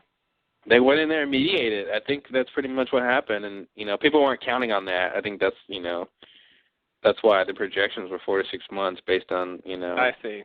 Yeah, but they weren't counting on people, you know, them being like, no, we're going to fix this. Yeah. Yeah, that's good. Well, hopefully somehow that's soon enough to get things going again. Yeah, I think so. I mean, I think it's going to cut, you know, they'll probably cut some stuff or push things back or, you know, I don't think a lot of people have a long Christmas vacation, but. Yeah, but I hope, well, at least for Lost, I hope it's enough for them to do the final 8 and have the season run normally. Yeah. I think it should be. They ought to be able to do it in that time. They can start up in January. Yeah. They should be able to. That'd be nice. Ugh. I hope that's true. I hope your source is right. Well, your exclusive Mr. My Podcast exclusive inside source. Well, yeah, okay, well, you're right. My exclusive Mr. Podcast source, yeah. Yeah, that's good. Wow.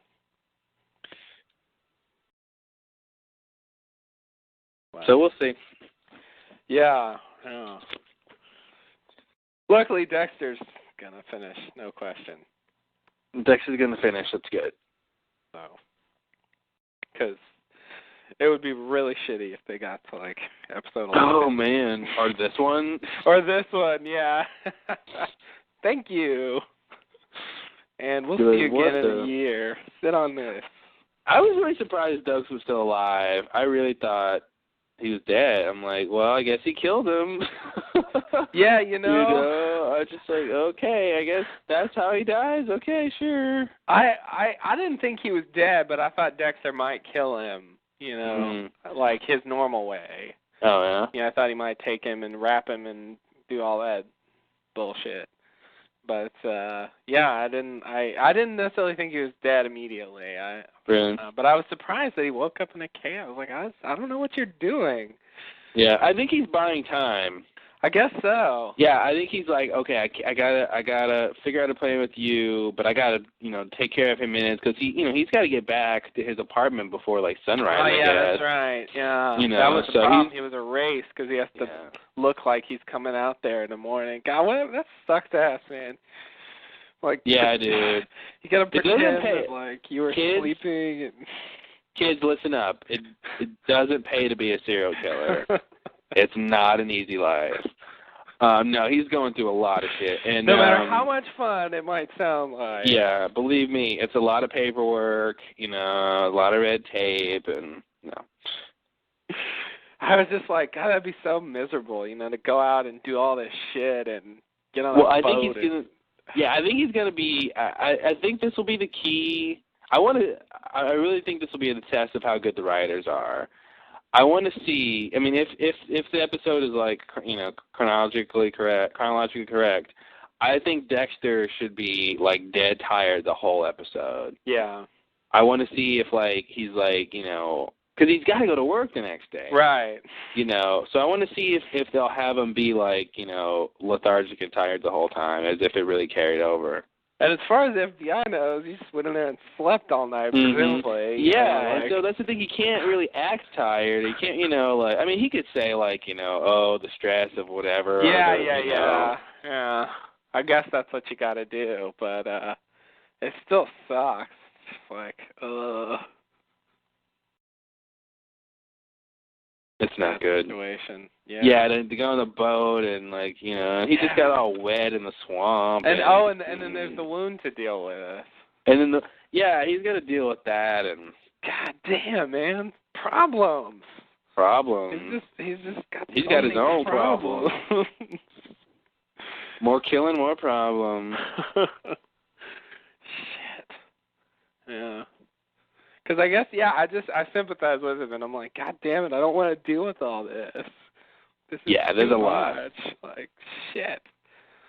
Like, I can't imagine how I don't know how the season's going to end. Like, I'm just ready to give up. Like, just, okay, I'm done. Yeah, and that's what was cool when, when he thought he got captured, he was like, oh, man, like, this is nice. Yeah. Like, sweet release, finally, I can stop, doing all this stuff. Yeah, because it's stressful to maintain that. Mm-hmm. Especially these days. Oh, God. What? Especially these days? Yeah. It's hard being a serial killer these days? Yeah. No, I just mean, in this episode. Oh, okay. It was hard to like keep up, dealing with all of his problems. Yeah. Yeah, he had a lot in this episode. So, I mean, we were talking about the title, Resistance is Futile. Oh, yeah. Did you know what that means in relation to this? Resisting, what is he resisting? Or who's resisting what? Yeah, I really don't know. God, I really don't know. Resistance. Yeah, maybe they're saying, I don't know, maybe they're saying Dexter trying to not get caught is futile. Mm-hmm. Well, that's a weird thing to say. But yeah, right? like in the title, don't even bother. It's not worth it. Don't even bother, yeah. Or maybe it's referring to Dokes? I don't know. I want to see what the other titles are, because I don't usually pay attention to their titles. I don't either.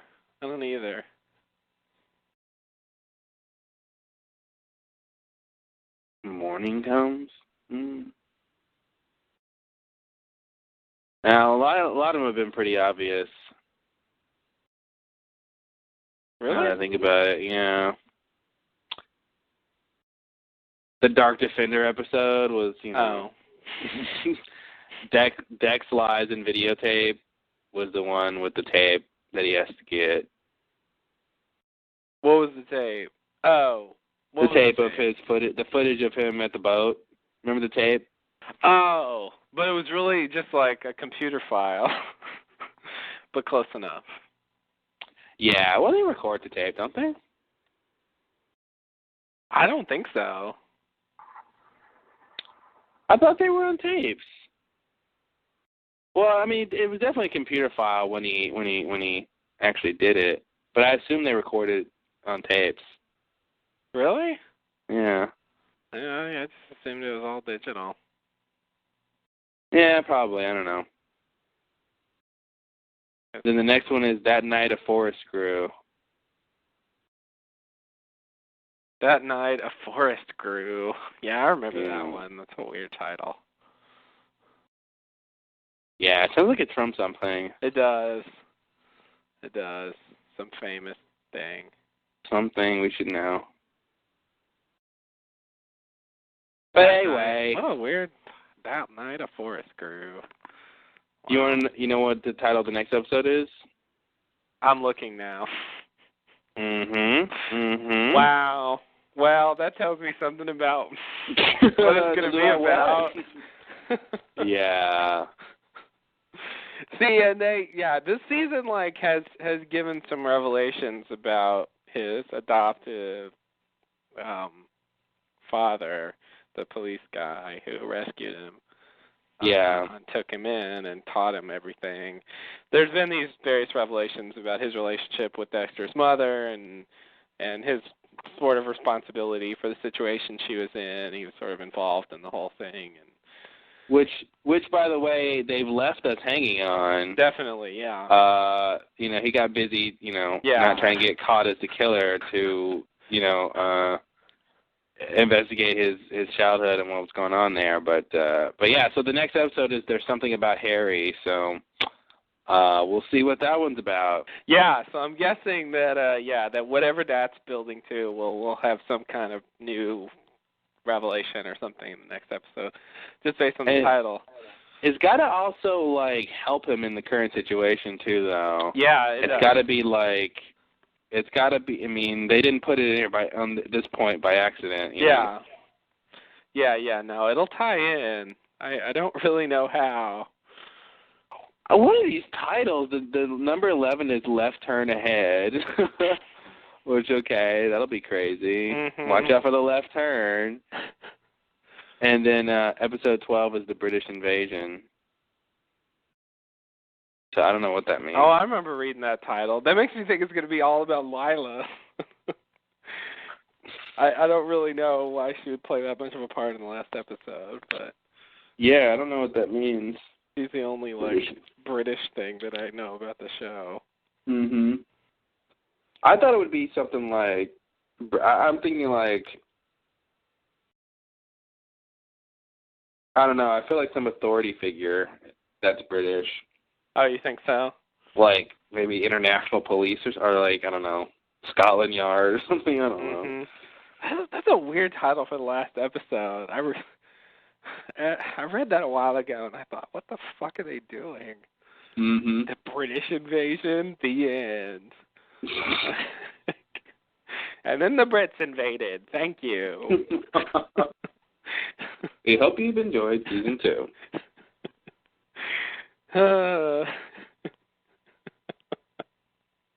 We want our colonies back. Never mind all of your shenanigans. Shenanigans?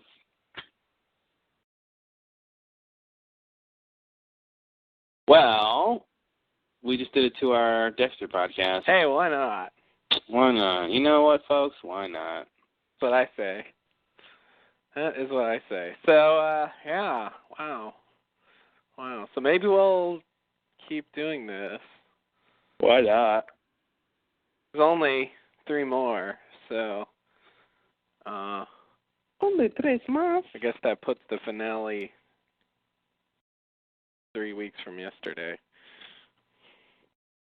Wait a minute, let me see. 3 weeks from yesterday. That's a good title for something. 1... Good Western. 2... Oh, wait.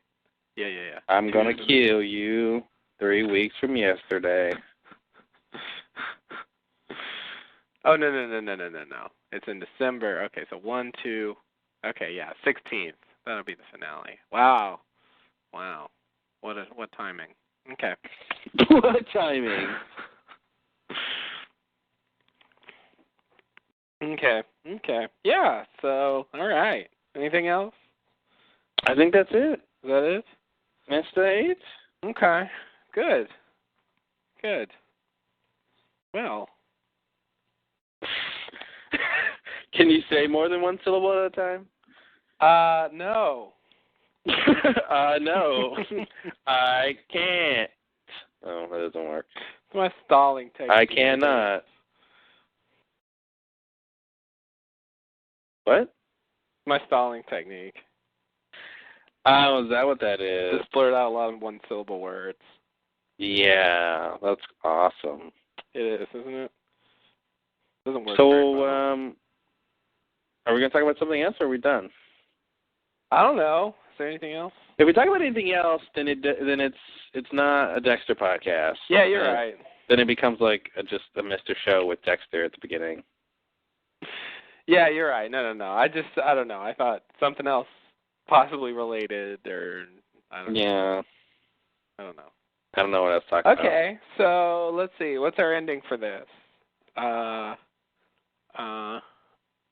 to do?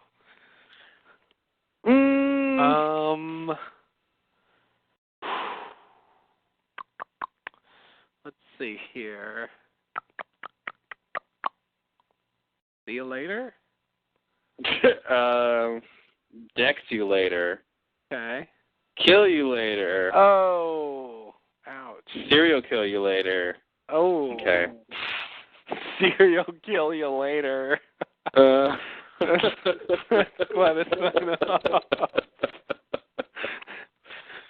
kill you later. Huh? Okay. Yeah, I like that one. It's got a weirdness to it. Yeah, it does. I'm trying to think of like a good line from the show. Yeah.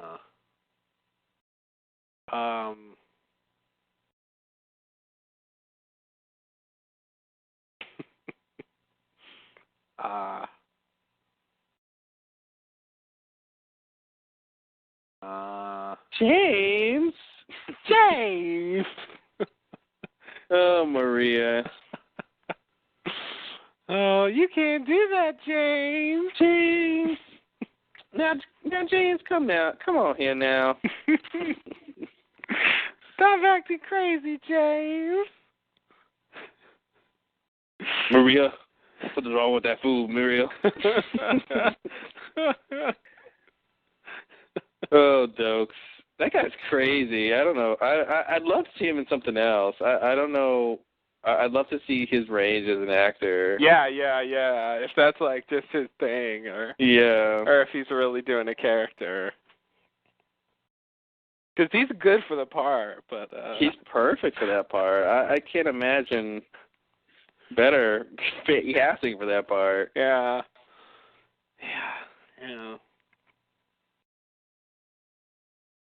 Yeah, it's just very good casting. Yeah. All around. It is, yeah. Even Rita. Yep. Yeah. Dexter, Dexter, I think you should, Dexter, What? Spit it out! Her mom's gone, dude. I know. She just I mean, like, I thought we'd see her like the next episode maybe, but no, that was it. That was it. Bye-bye, Man, Mom. it was like, you're really gone. Mm-hmm. She told you to pack up and leave, and you packed up and left. You know what we're gonna eat breakfast. And you know what you're gonna do? You're gonna pack up. And you're gonna come for birthdays, and for Thanksgiving, and for Christmas, and you're gonna send the kids Christmas cards. But you will not live here, Mother. Oh, Rita, you've got such a backbone on you. I know. Thick as a pencil. Mm-hmm. Thicker even. Yeah.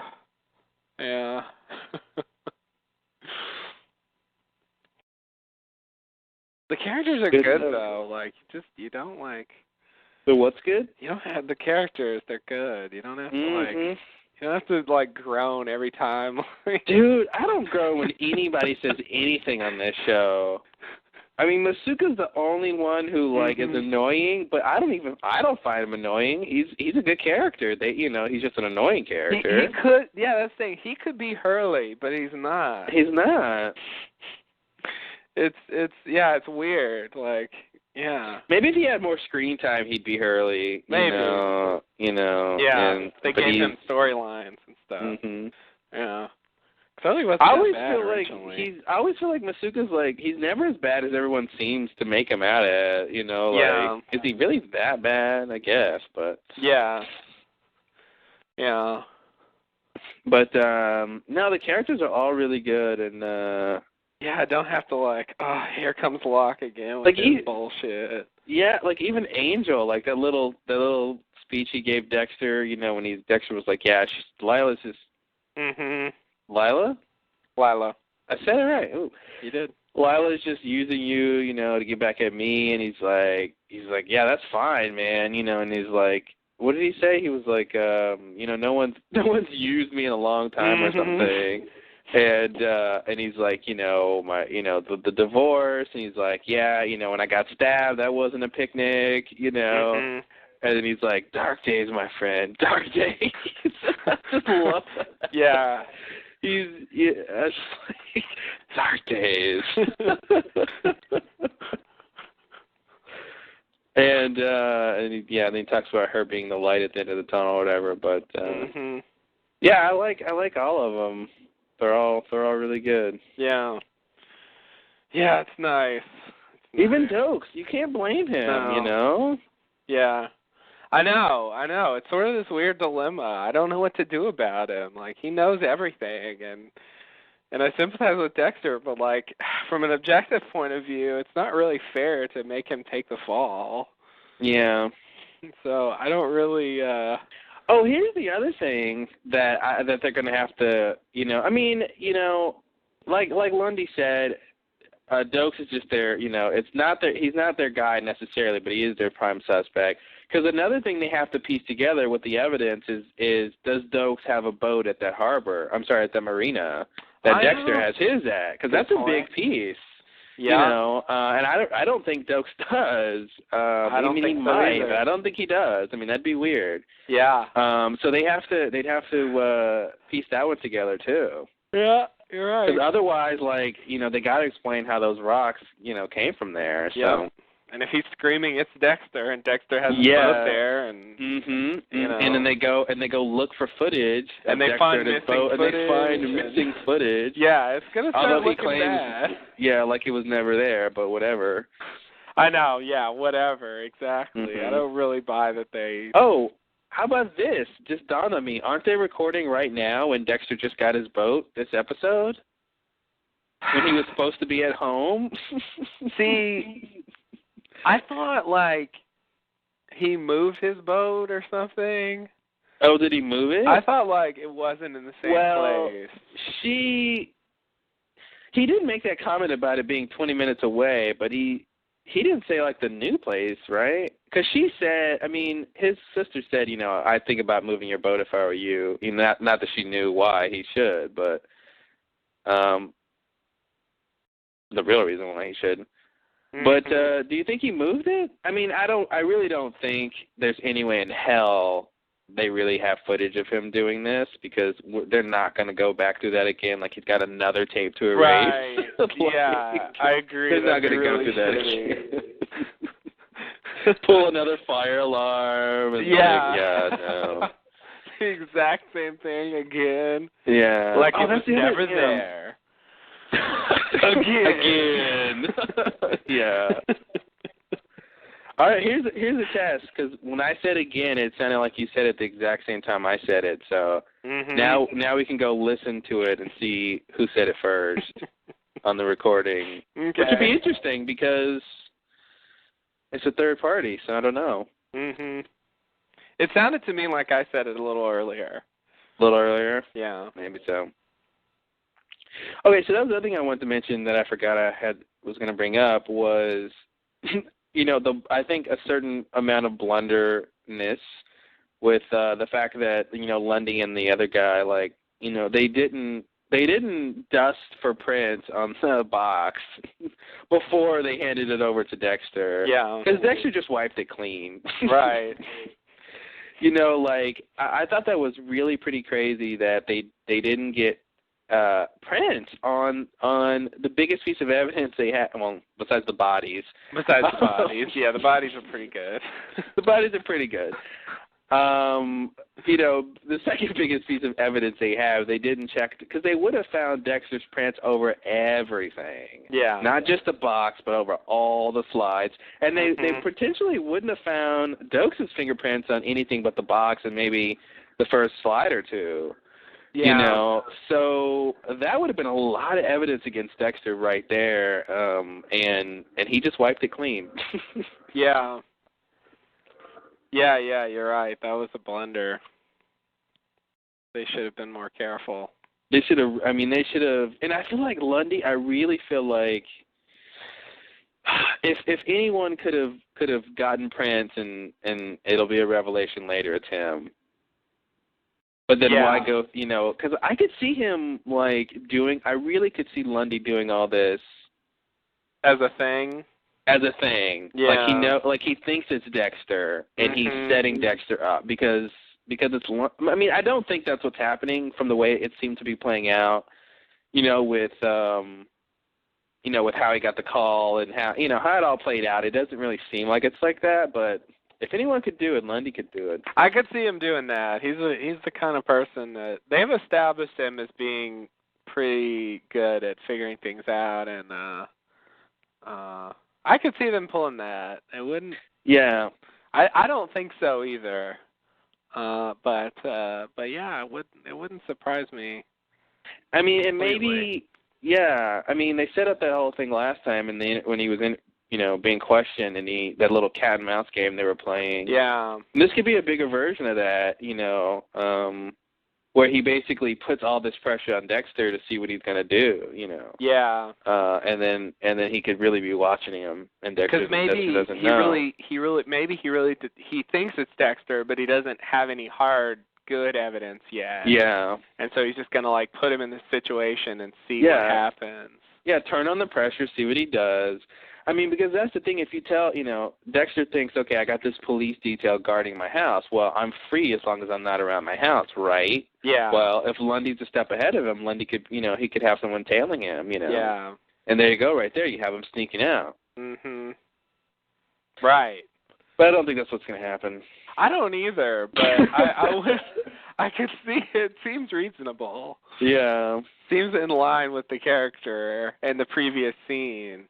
And they do that sometimes. They have a little thing that happens, and then a big version of the same thing happens. And like Lila with the thing, and exactly, yeah, they set you up for that.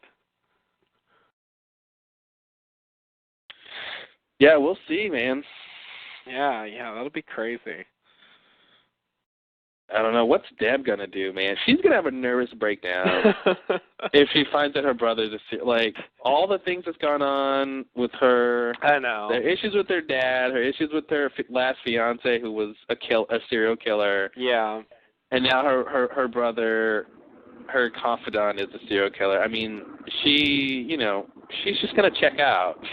Yeah. She's going to mentally check out. That's a tough one. That's whew. Yeah, that's a doozy. Especially if she also found out that, like, her dad, like, sort of trained Dexter. Oh, yeah. Oh, man. You know. She's just done. That's why he wasn't spending time with her. And It's a great, like, conglomeration of her issues just, like, wrapped up. Yeah. For her to deal with. It's the triumvirate. It's the dad, the fiance, and Dexter all together, and they're all tied, and they all share a thing that she's not a part of. And they're all crazy, and that's not going to be fun times for her. No. She really. I'm just going to say it. I don't think she's going to find out this season. Oh, I don't think she's going to find out this season either. I really don't. No. I don't think she's gonna find out. It's because they've only gotten as close as like Dokes and potentially. I mean, I don't think Lundy's gonna find it, because if Lundy finds out, I mean, he's done. Yeah. Unless he tries to kill Lundy somehow, and that's not gonna look good. I mean, the investigation has gone far enough that they know it's someone in the precinct, so. They've got to either find their guy, which is Dexter, or find someone else who fits the evidence and the profile and everything. So. Yeah, I don't think it's feasible to just kill everybody who finds out. You can't, not at this point, because you kill someone, it's going to make them look for you more. Yeah. Especially if you kill the head of the investigation. Mhm. You know. Yeah. So I think I don't know. God, I really don't know what they're going to do. I really don't. I think somehow Dokes is going to go down for it, but he's going to die or kill himself, or he'll die so he doesn't have something. To serve the time. Yeah. And also, he won't be there just constantly screaming about how it's Dexter. Yeah. Yeah, I think that's. Yeah, I could see that. I could see that happening. So, I don't know. We'll see. There is that episode, number 11, a left turn ahead, so who knows what that is. And then the British invade, so. I mean, isn't that like a Beatles reference? Well, it's a reference to, like, a bunch of bands in the 60s from England. Oh, okay. That they just got. It was sort of like how all the, like, bands from Seattle got popular in the 90s. All of a sudden, all these British bands are huge, and the Beatles are one of them. But it was more than that. Rolling Stones and the Rolling what? Many others. Oh, the magazine guys. Yeah, the magazine guys. They're publishers, right? Yeah. Digital music on the side? That's what They are they are a band in a magazine. It all started with the magazine, and then they ventured into the world. They were like, guys, it'd be cool to have a music magazine called Rolling Stone. Yeah. Man, like, we need something to put in here. Let's make music, and we can review our music in here. Yeah. And sell it. Yeah. Yay. And everyone will buy it. And then the first issue, and the first issue of Rolling Stone was a disaster. But the band was a huge success. Yay. The end. Later, someone else took over the magazine. And that's how the race was won. And that's why communists never win.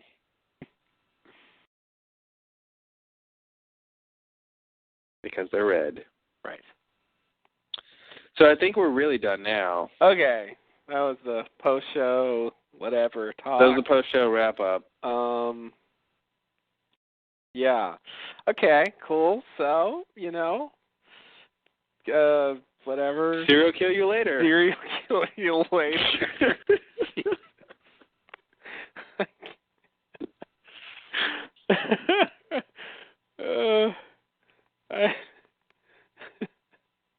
Yeah, that's it. It could be Skull, SKUL. Yeah. Skull. You know when you sign it on on the internet. Skull. Mhm. Skull. So Skull. See you, okay, you later. Bye. Yeah.